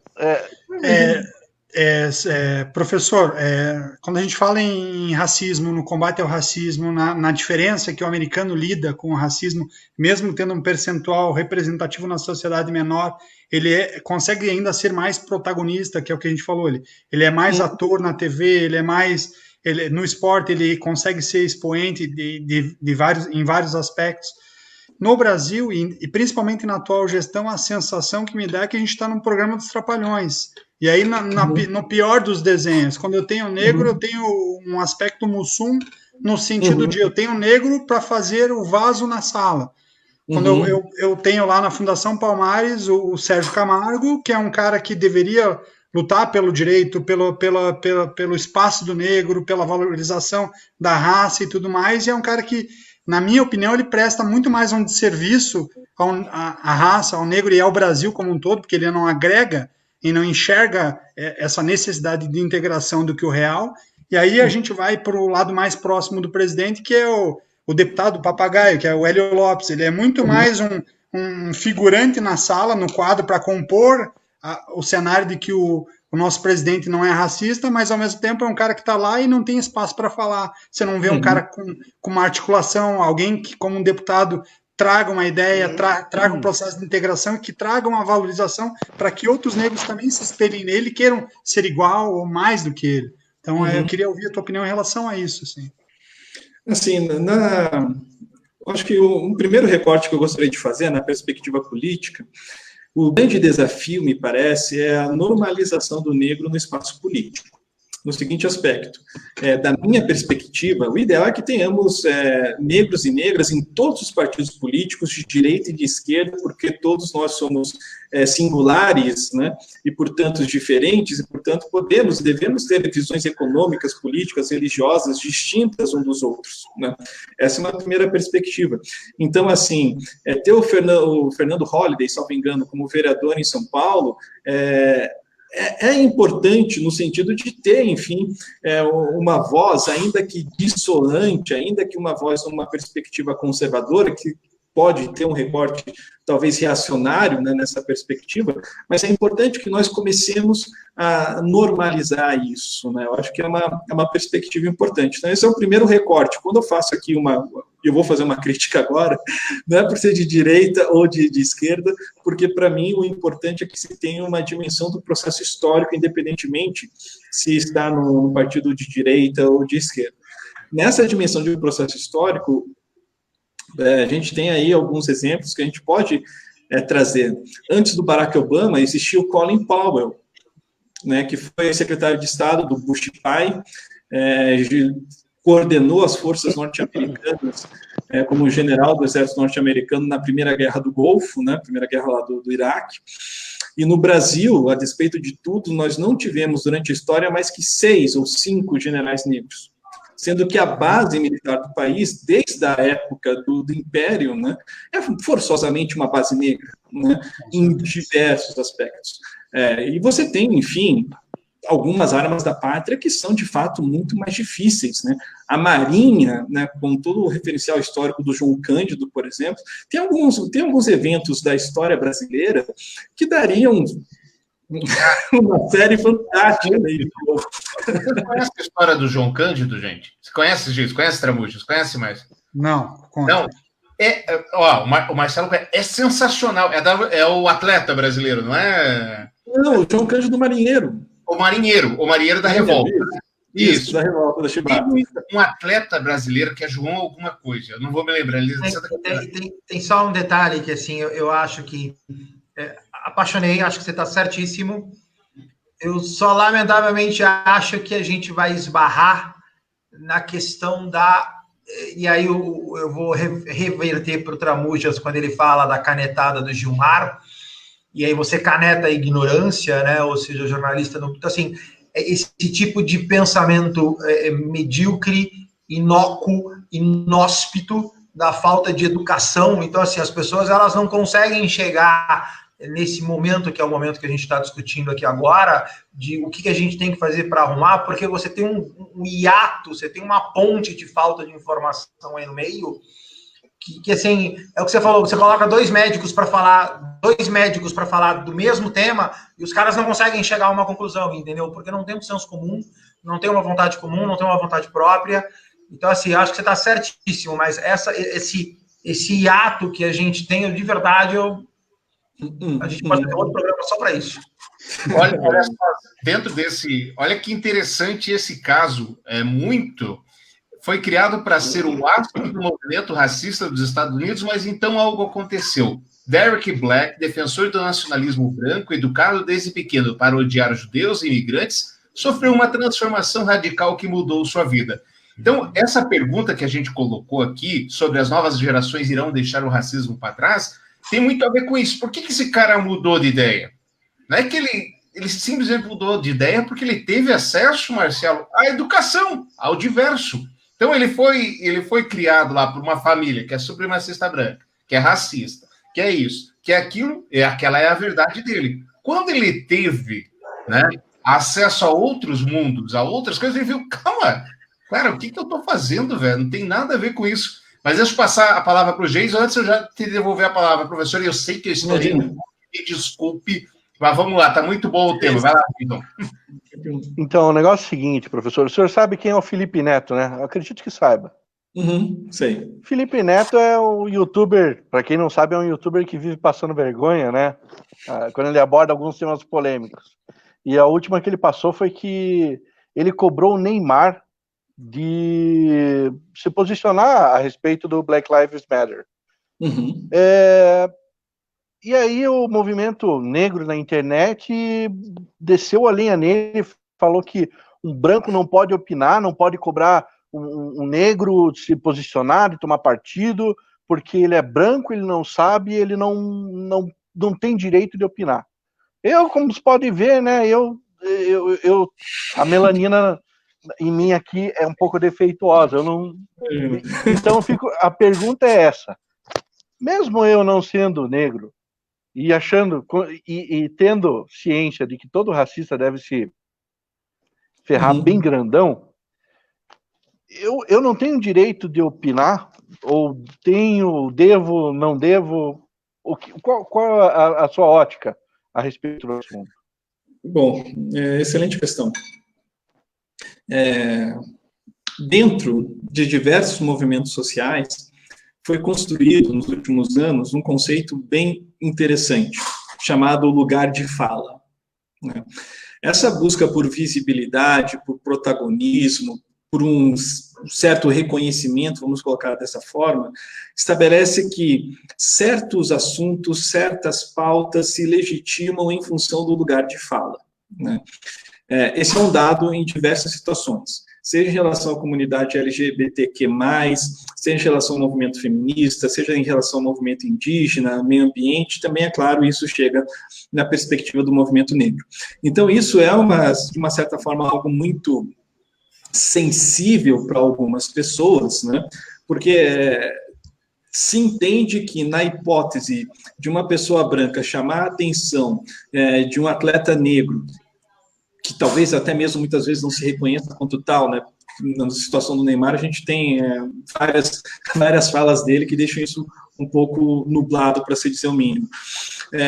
Mas que é uma ferida aberta, é uma questão delicada. Eu posso colocar uma perspectiva pessoal, né, nessa linha, mas só para explicar, assim, dentro desse contexto, o movimento negro, ele parte dessa perspectiva que é importante manter o lugar de fala para que você tenha o protagonismo de contar e ser o autor da sua própria história, da sua própria crítica, né? Esse é o recorte que o movimento negro faz, que é parecido com outros movimentos sociais que nós temos no país. Eu entendo que o importante é que a ideia, o debate, o diálogo vá adiante, porque o país é muito complexo, o país é muito mais rico do que as métricas, as tabelas de Excel, ou, enfim, esse paradoxo que nós temos na sociedade norte-americana. Se nós perguntarmos hoje para qualquer pessoa do país qual é a religião, qual é a maior religião afro-brasileira, as pessoas vão errar, porque majoritariamente a população negra está nas igrejas evangélicas. Você vai aos cultos de Umbanda, aos terreiros, né, as religiões afro-brasileiras, é majoritariamente população branca. Isso indica a complexidade do que é o Brasil. O Brasil, ele não pode ser retratado de forma tão cartesiana, tão quadrada, porque nós somos diversos, somos complexos, somos diferentes, né? E isso chama atenção. Isso chama atenção, né? Então, respondendo talvez sua pergunta, eu entendo que o debate ele tem que ir adiante, eu entendo que toda pessoa com honestidade intelectual que queira contribuir, ele pode sim manifestar sua ideia, pode sim manifestar seu apoio à causa, vamos colocar dessa forma, né? É importante que, é claro, isso não signifique deslegitimar qualquer pessoa pelo que ela diz. No seguinte aspecto, é muito comum, e isso a esquerda brasileira peca muito nesse sentido, de ter um academicismo que, ao invés de libertar, aprisiona. Em que não, mas o fulano de tal, né, não tem a noção disso porque não leu tal autor, isso e aquilo, né? Então, assim, é importante que a gente tenha esse cuidado. Eu acho que todos são bem-vindos, eu acho que a fala é super importante. Eu confesso que depois eu acompanhei essa polêmica, o Felipe Neto apagou aquela fala dele lá do Twitter e se colocou à disposição para colaborar, tal. Mas, se não ele, quem teria falado? Exato. É bem interessante. E essa é uma crítica que, infelizmente, não vem de agora, né?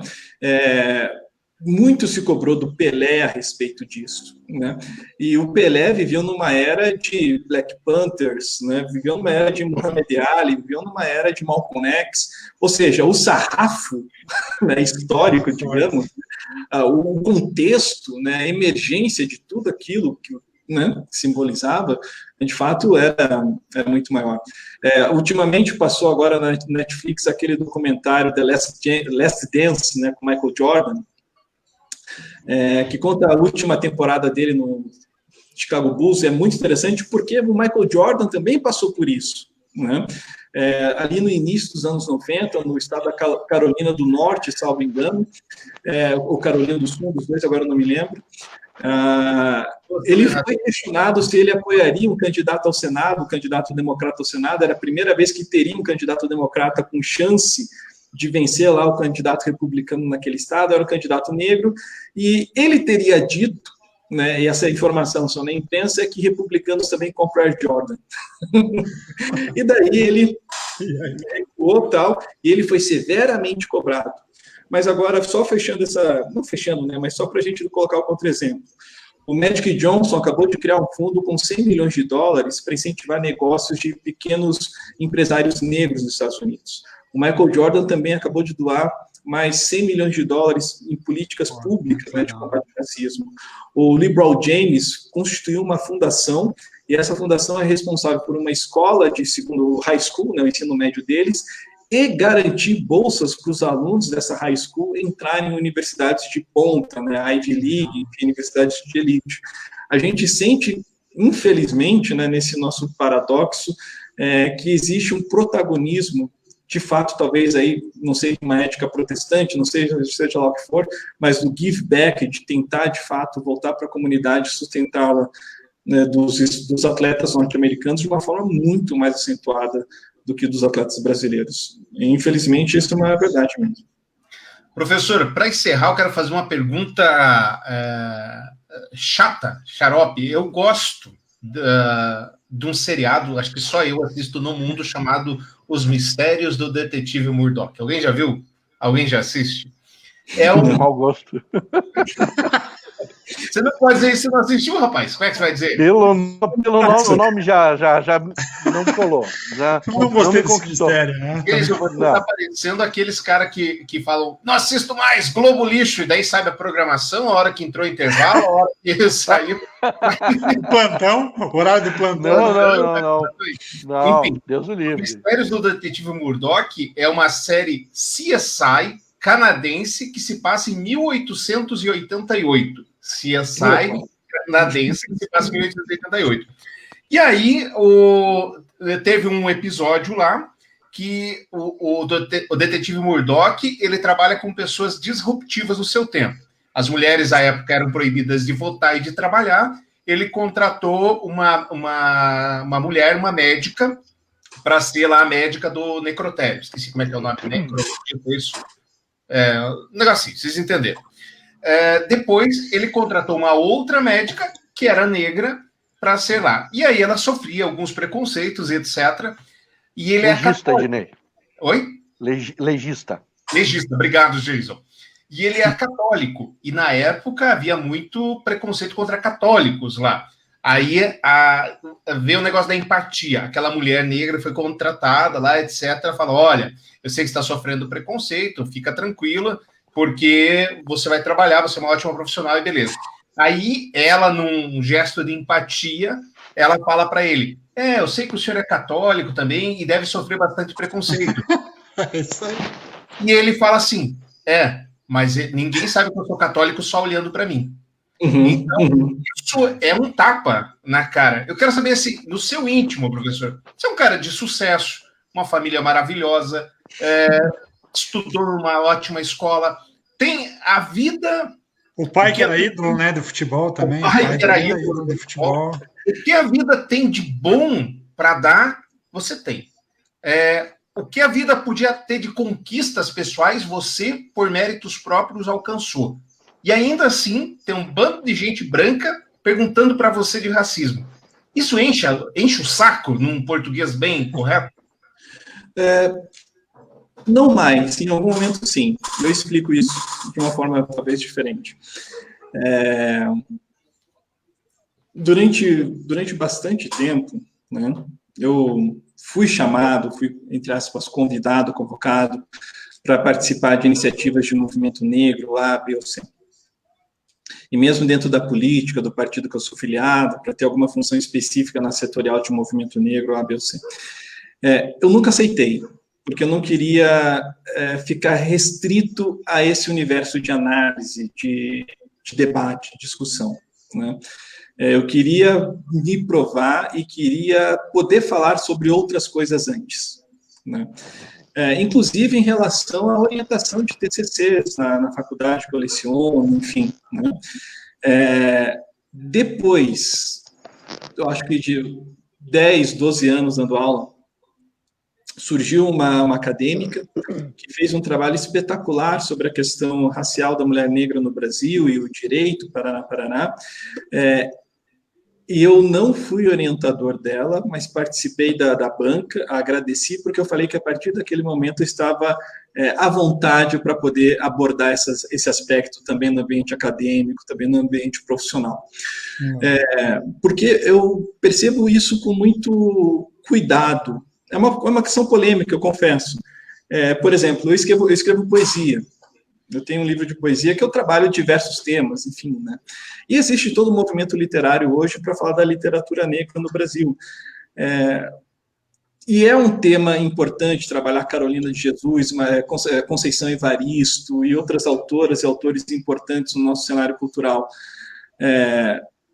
Mas confesso que eu me senti desconfortável de alguma forma de ser etiquetado como sendo um autor, enfim, não sou um autor, tenho só um livro publicado que ainda é um e-book, mas enfim, em ser vaticinado, etiquetado com essa perspectiva. Então, Então, respondendo talvez sua questão, fazendo aqui uma pequena volta, né? Eu me sinto absolutamente à vontade para poder colaborar com esse debate, para poder me posicionar, mas desde que eu possa falar sobre outras coisas também, eu acho que esse é o ponto fundamental, né? Então, por exemplo, na academia, isso é muito comum. Cristiano, por que você não faz um doutorado em direitos humanos? Você vai ter bolsa para falar da questão do negro no Brasil? Fácil. E de fato teria.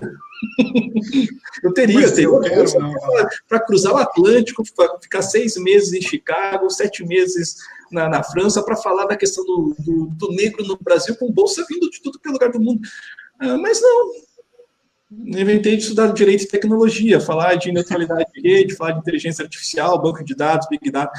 Por quê? Porque é isso. Entende?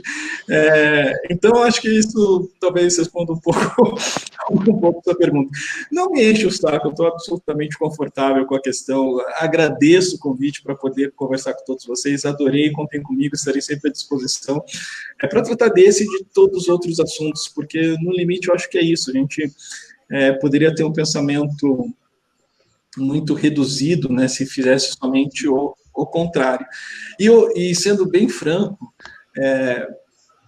eu acho um grande equívoco alguns professores, alguns autores da minha área do direito, que infelizmente ficam nesse tema. Não que esse tema não seja importante, mas temos que falar de mais outras questões tantas, não? Seria isso. Uma aula aqui no nosso podcast. Professor, muitíssimo obrigado mesmo. Olha, muito show. Muito show. Que nosso aplauso. Apesar de eu ter passado por mentiroso aqui nesse momento, eu falei para ele, meia hora, 1h20 tá? Com ele. Eu vou fazer para editar isso. Desejo boa sorte. No peito. Obrigado, Cristiano. Um abraço. Obrigado, professor. Prazer falar contigo aí. Bom, nós ouvimos, então, o professor, doutor aí, Cristiano Dionísio, que falou conosco sobre o ativismo do judiciário brasileiro, e também a gente não poderia deixar de dar uma pitadinha nesse movimento, o Black Lives Matter. Você está ouvindo o Pior do Brasileiro, o seu podcast nessa quarentena pesadelo semanal, em que nós discutimos as incongruências tupiniquins, conversamos sobre temas. Foi bacana, né, gente? Foi ótimo. Sensacional, cara. Muito bom. Uma educação, e a educação formal faz diferença. É uma análise, e assim, eu aprendi. Assim, acho que como vários, eu fui um dos beneficiados por estar aqui pelo convite, mas eu aprendi, assim... Você vê que como um pedaço de história muda todo um conceito. Então, realmente, cara, sensacional, o programa dá de parabéns, assim, muito bom, muito bom. Muito bom. Gente, agora depois eu edito lá no podcast, temos 1h30, eu prometi para vocês que a gente não ia passar de 1h30. Querem fazer as incongruências? Encerramos por aqui. Uma votação rápida, gente. Não, para muitas é bom para isso.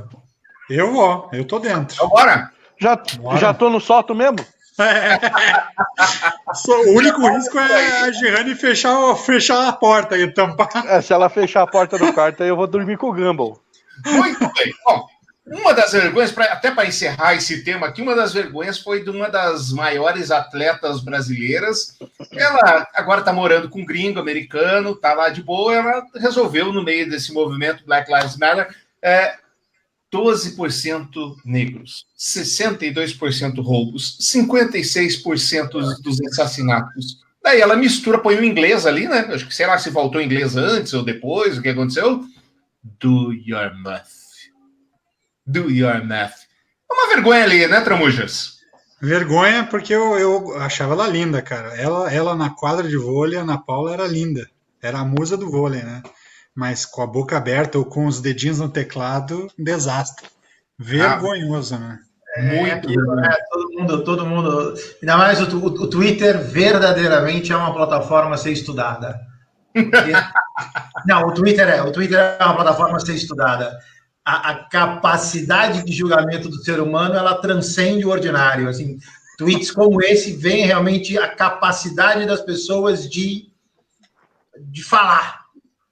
Entendeu? Agora. De vomitar, né? Não, você sabe o que é mais. Desculpa, você sabe o que é mais. Assim, a maior incongruência. O Twitter devia ser assim: postou, não apaga. Cara, ia melhorar muito. Ótimo. O cara ia pegar. Tem muita gente que paga a língua anos depois por uma postagem que fez no momento acalorado, no momento de emoção e tal. E depois o pessoal vai lá, garimpa o negócio. Mas em relação. Pagar, alguém copiou. Mas ó, deixa eu salvar o Twitter como informação, porque pelo menos ele é objeto de tendência. Você consegue. Tirando todos os robôs, a gente enxerga objeto de tendência. Acabei de ver agora no Twitter da Bárbara Gance, uma jornalista engraçadíssima. As colunas dela são mais... Recomendo o livro dela, que ela deu uma autobiografia sobre a luta dela contra o alcoolismo. É muito... Ela é sensacional. E ela conta as passagens dela quando ela estava bêbada e tal. É muito engraçado e ao mesmo tempo triste. Ela acabou de twittar o seguinte: a ex-modelo e atriz, ex-feminista, ex-evangélica e atual baderneira Sarah Winter tentou asilo político nos Estados Unidos. Olha só. Segundo a Bárbara Gance, ela acerta muita coisa. Tweetou agora. Tão rápido assim? Credo. Não era ela que estava dizendo que podia ser presa, que não estava nem aí. O Supremo não vai me calar. Nos Estados Unidos, não. Ô, gente, exatamente. Detalhe, né? Estados Unidos, podia ser Venezuela, podia ser Cuba. Não, a menina foi para os Estados Unidos, né, velho? Ela quer ir para Nova York, ela não quer ir para Venezuela, entendeu?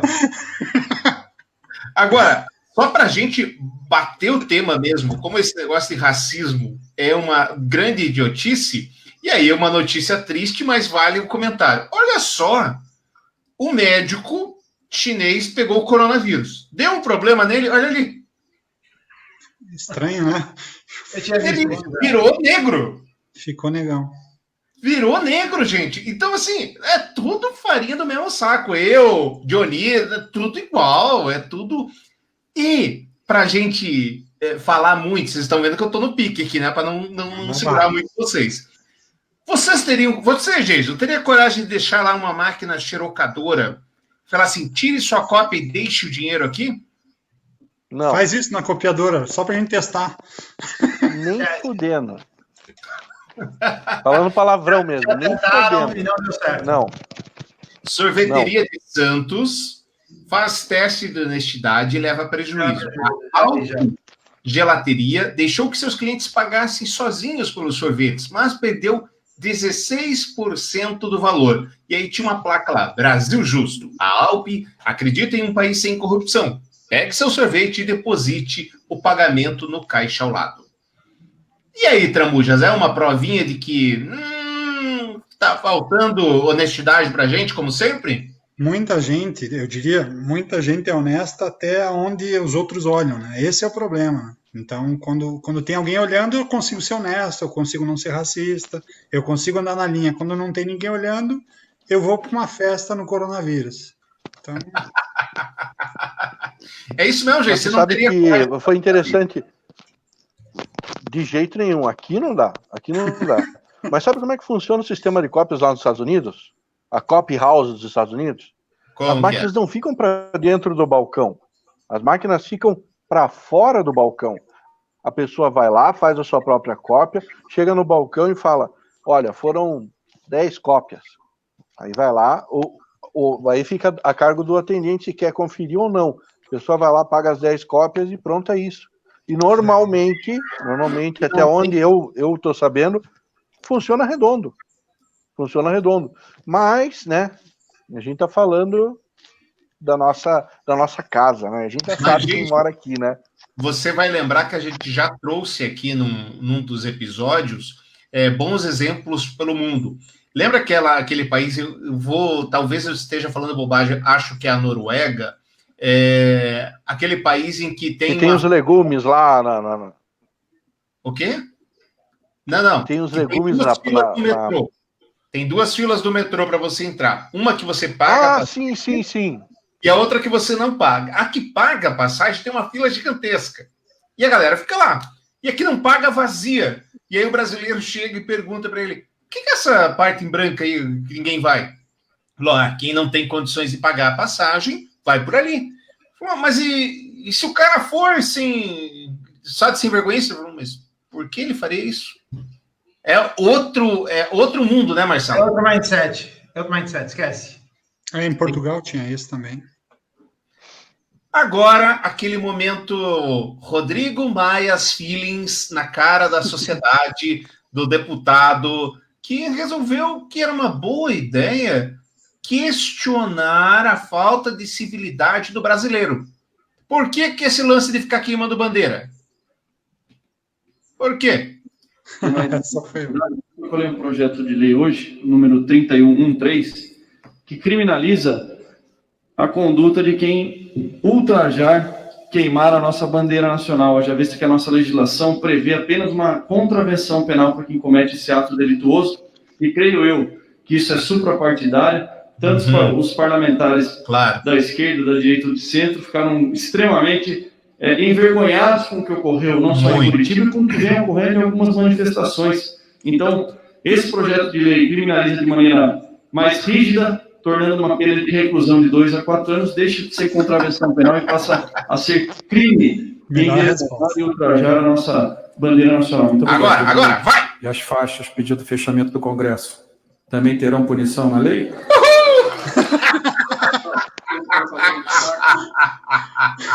Levantou bonito para levar, né? Ai. E aí? Essa merece. Não, Rodrigo Maia, sensacional, cara. Não, e as faixas de democracia desse povo é que queimar a bandeira, ok? Você pode ser muito patriota, amar a bandeira, e Deus me livre, queimar a bandeira agora virou prisão. Porra, não quero, velho. E as faixas de fechar o Congresso? E as faixas. O nhonho é fogo, cara. O nhonho é fogo. O nhonho, vocês pegam no pé do nhonho, mas ele é o melhor cara. De todos os poderes, ele é o que tá mais tranquilão. Ele tá meio ali de boa, muito tranquilo, muito... Né? Mas agora ele começou a dar uma engrossadinha.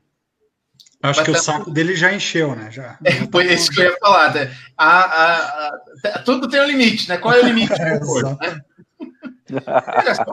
O brasileiro, queridos, você sabe, o brasileiro é um povo cordial, o brasileiro é um povo benevolente e, principalmente, é um povo que pensa em sua nação. 1/3 da classe A e B pediu auxílio emergencial. Olha que beleza. Absurdo, né? Pediu auxílio emergencial de R$600 do governo federal nos últimos meses e 69%, essa data prévia também é brincadeira, né? Foram aprovados para receber o benefício. Isso significa que 3,89 milhões de famílias ricas têm algum integrante recebendo a ajuda criada para apoiar trabalhadores na pandemia. É ou não é o resumo do brasileiro, Jason? Esse sim é o pior do brasileiro. E aí, cara, sabe o que acontece? Eu trabalho atendendo um povo que, tipo, normalmente precisa. Tem uma galera que precisa desse auxílio emergencial, que vai lá e pede para ver como é que está o cadastro, se foi aprovado, se não foi. Aí não tem informação disponível ainda, fala que está em análise. Cara, eu, sem exagerar, mas eu acho que eu vi uns 3, 4 sendo lá chorando, dizendo que não tinha mais o que pôr de comida em casa, dizendo que não tinha, estava sem emprego, não tinha mais dinheiro, estava desesperado, não sabia o que fazer. Aí a gente vê que, né, tem gente que não tem o mínimo de... cara, chega a dar um nó no estômago. E aí, Marcelo?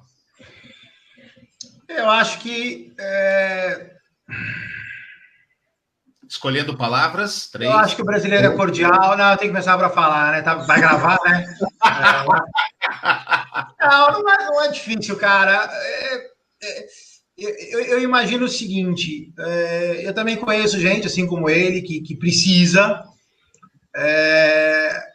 A igreja que eu frequento distribuiu 15 mil cestas básicas e na hora da distribuição eu acompanho algumas.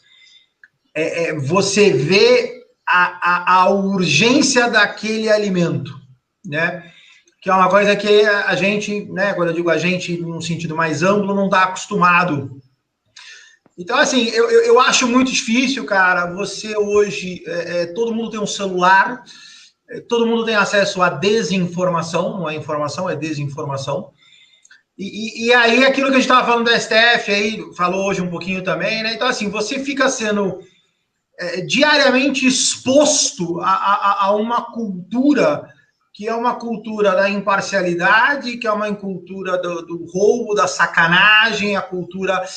Então, a pessoa ela tem na mão um exemplo que para ela é muito difícil fugir disso, entendeu? Então, ela acaba entrando. Então, assim, pô, o negócio da fila na Noruega. Fala, cara, se tem uma fila que eu não posso pagar, mas eu posso, mas eu vou porque eu não vou pagar, eu vou porque eu não vou pegar fila, eu vou porque eu vou entrar mais rápido, eu vou porque se eu entrar mais rápido eu vou sentar.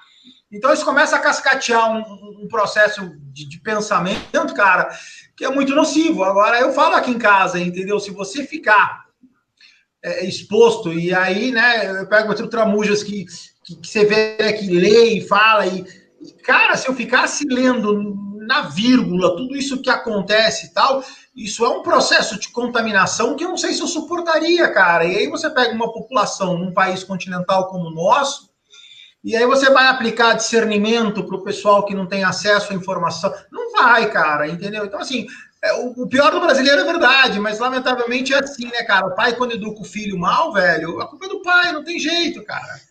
Entendeu? Então, assim, eu tenho muita dó, cara. Assim, eu participo muito dessa parte, né, de igreja e tal. Então, tem trade-offs que é difícil, cara. Assim, você vê que tem gente que precisa de uma cesta de R$30, mas assim... precisa de um jeito que eu tenho certeza que nenhum de nós 4 aqui jamais precisou, entendeu? Agora, não tem o que fazer, cara. É difícil, meu. É bastante complicado. Mas, queridos, chegou uma hora que vai partir ainda mais coração. Chegou uma hora que, assim, não temos muito o que fazer porque o amor, ele tem dessas coisas. A gente precisa entender.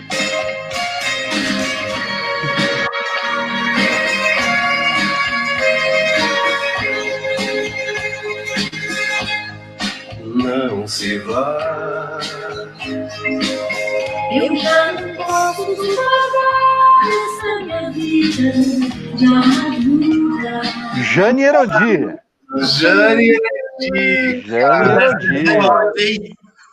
Olha só, o que aconteceu? Eu fico chateado com esse tipo de coisa. Depois de uma série de traições, o que acontece? Bolsonaro Trump não segue mais Bolsonaro no Twitter.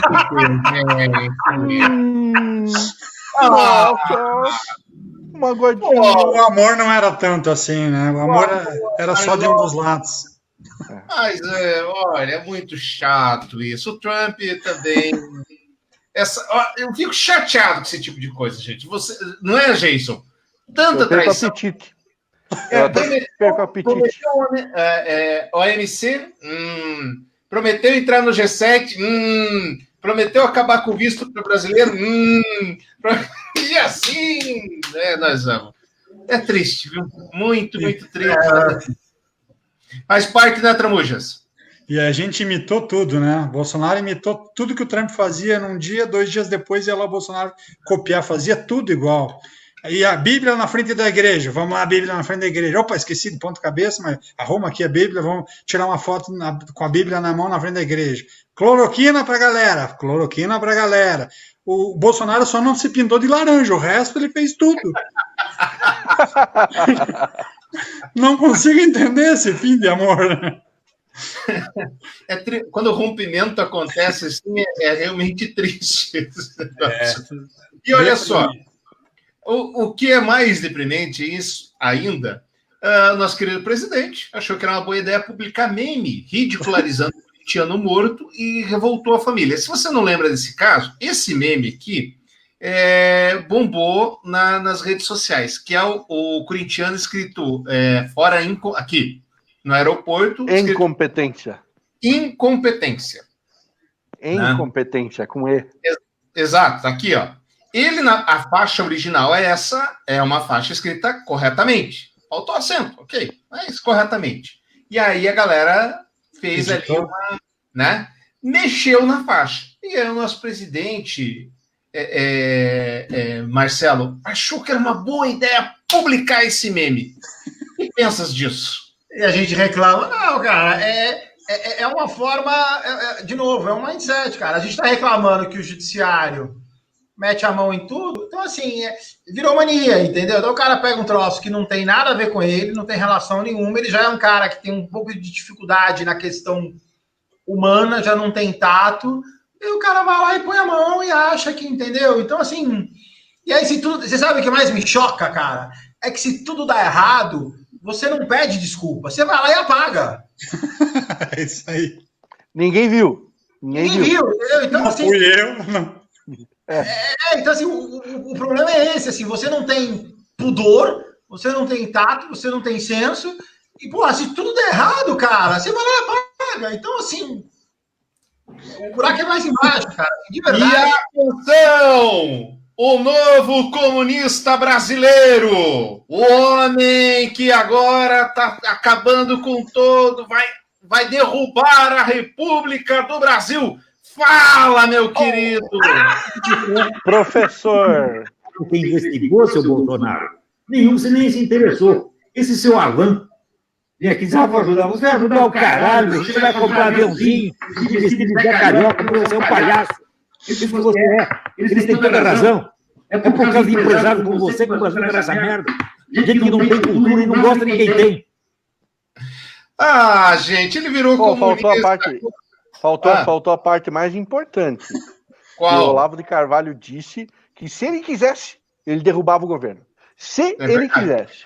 Esse presidente bunda mole chamou o presidente de bunda mole. A multa que esse não cara... Não duvidem do poder do astrólogo. Peraí, não é mais comunista, retiro, volta, não é mais comunista. O Zé Carioca arrumou o esquema. O Zé Carioca arrumou uma grana para ele. Meu Deus. Cara, são 3 milhões de reais. 2,8 para ser mais exato. Viva o Caetano Veloso, né? Que foi a multa. Isso é a dívida com o Caetano Veloso que fez. Ó. Cara, são 3 milhões de reais. Presta atenção, velho. Você tá no meio da pandemia. Olha a incongruência. Você tá no meio da pandemia e você vai para um empresário. Tipo assim, você vai lá apresentar golpe. Eles que estão apanhando, sofrendo. Cara, precisa de uma grana. E é por uma Ele tá chateado. Mas, gente, vamos combinar uma coisa. O Olavo de Carvalho está nos Estados Unidos, certo? Certo. Lá nos Estados Unidos é dólar, meu filho. É dólar. Faz a cotação aí, faz a conversão. Vai minchariazinha pra ele, cara. Mincharia. Não sei por que ele tá tão. Por que o velho tá tão revoltado de ter que pagar. Falou besteira, tem que pagar mesmo, uai. E mandou enfiar a medalha naquele lugar, né? No vídeo inteiro. Enfia aquela medalha, aquele presidente que enfia a medalha no meio do. Esse é um programa de família, por isso que eu não coloquei aqui o negócio inteiro. Ficou estranha essa frase, eu sei. O nosso querido deputado Daniel, que é famoso por ter quebrado a placa da Marielle, olha só, ele falou, deputado que disse que Covid-19 idiotiza pessoas, confirma que testou positivo para coronavírus. Ai. Vocês lembram que eu falava, tomara que o corona pegue essas pessoas. Cara, eu tô vendo acontecer. Eu tô feliz. Deixa eu deixar bem claro. Eu não quero que ninguém morra. Eu não tô desejando a morte de ninguém. Agora, quem tá relativizando, falando que é só uma gripinha, pegou, passou, cara, eu quero que pegue essa moléstia e sinta na carne. Jesus, só uma correção na chamada ali do jornal. O deputado falou que o corona idiotiza, mas ele já era idiota antes do corona. Como assim? Talvez agora o corona cure. 3 vezes mais idiotizado, rapaz. Não tô entendendo. Potencializou. Um olho na notícia e olho no tempo. Vamos lá. Damares, queridona, né? A antiga troféu Damares aqui do programa, mexendo num vespeiro. Damares anula anistia de 300 pessoas. Relembrando, você lembra que depois do período militar, os militares e a galera que era contra os militares sentaram de uma vez e falaram: vamos resolver aqui o negócio? Não, ninguém tem culpa de nada. Beleza. Ah, fechou, assina aí, assina aqui, fechou. Beleza. Então, nem os militares foram investigados, tampouco punidos pelos crimes que cometeram, nem o pessoal...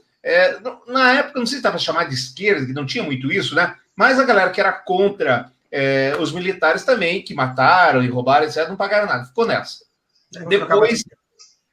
Depois veio um projeto que anistiou todo mundo e quem teve perseguição política, perdeu o emprego ou ainda foi morto, teve direito a uma indenização. Aí a Damares agora falou, opa, vamos tirar isso. Perigoso, hein, Tramujas?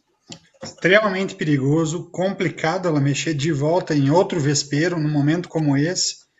E ela é realmente incrível, assim, quando a gente fala do atual governo. Talvez a grande crítica que eu faço é que eles estão personificando a função de executivo do governo.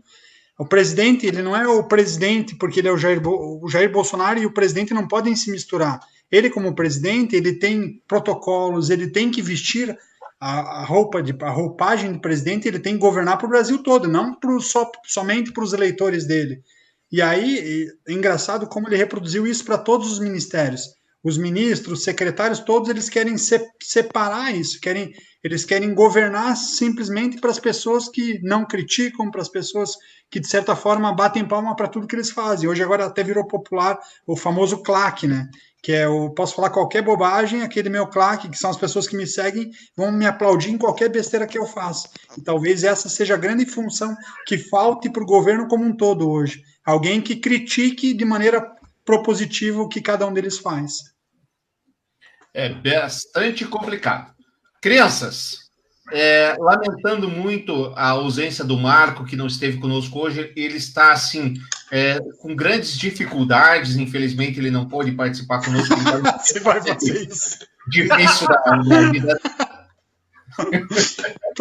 Tá curtindo a quarentena. Uma quarentena bastante complicada do Marco. Isolamento social. Total. O Alex Ricardo, infelizmente, não existe vírus teleguiado. Infelizmente mesmo. Agradecendo muito aqui a Luzamir Coutinho. Parente, hein, né? Acho que é parente, parece. Né? A Camila, grande Camila, está sempre conosco. Obrigadão, viu, Camila? O seu Marco, que entre uma Heineken e outra estava também junto com a gente. A Vivian, o Alex Ricardo. Nós temos também o Gerson, que não nos abandonou, e muita gente. Hoje o programa foi muito, muito legal mesmo. Jason, querido, a fake news da semana. Você tá Não vai ter fake news essa semana. Não teve fake news? Não, eu não preparei, porque eu tenho um outro recado para dar. Pois não, vamos lá. Em substituição a fake news da semana. Amanhã, dia 9 de junho, é aniversário do meu pai. Certo. E ele tá longe. Meu pai tá em São João do Triunfo, tá em isolamento, e a saudade tá grande, e eu só queria usar esse espaço para falar: pai, te amo, feliz aniversário. E cara, que difícil que tá sendo ficar longe de você, da mãe. E, pô, feliz aniversário, amo vocês. Se eu faço alguma coisa, é pensando em vocês. E é Muito isso. bem. Boa substituição. Manda bem. Marcelo Tramuja, Jason, queridos, muito obrigado. Você que nos acompanhou até agora, o nosso maior episódio, temos que ver, nem sabe Deus que episódio que a gente está também, né? Muito obrigado. Você que nos acompanhou pelos agregadores de podcast, assine o nosso podcast, deixa as suas estrelinhas, que nós podemos assim levar um conteúdo de bastante qualidade sempre para você. Semana que vem nós estaremos de volta aí com o nosso time ainda mais completo, agora com a presença do Marcelo Coutinho. Tchau! Abraço. Beijo na alma. Tchau. Um abraço.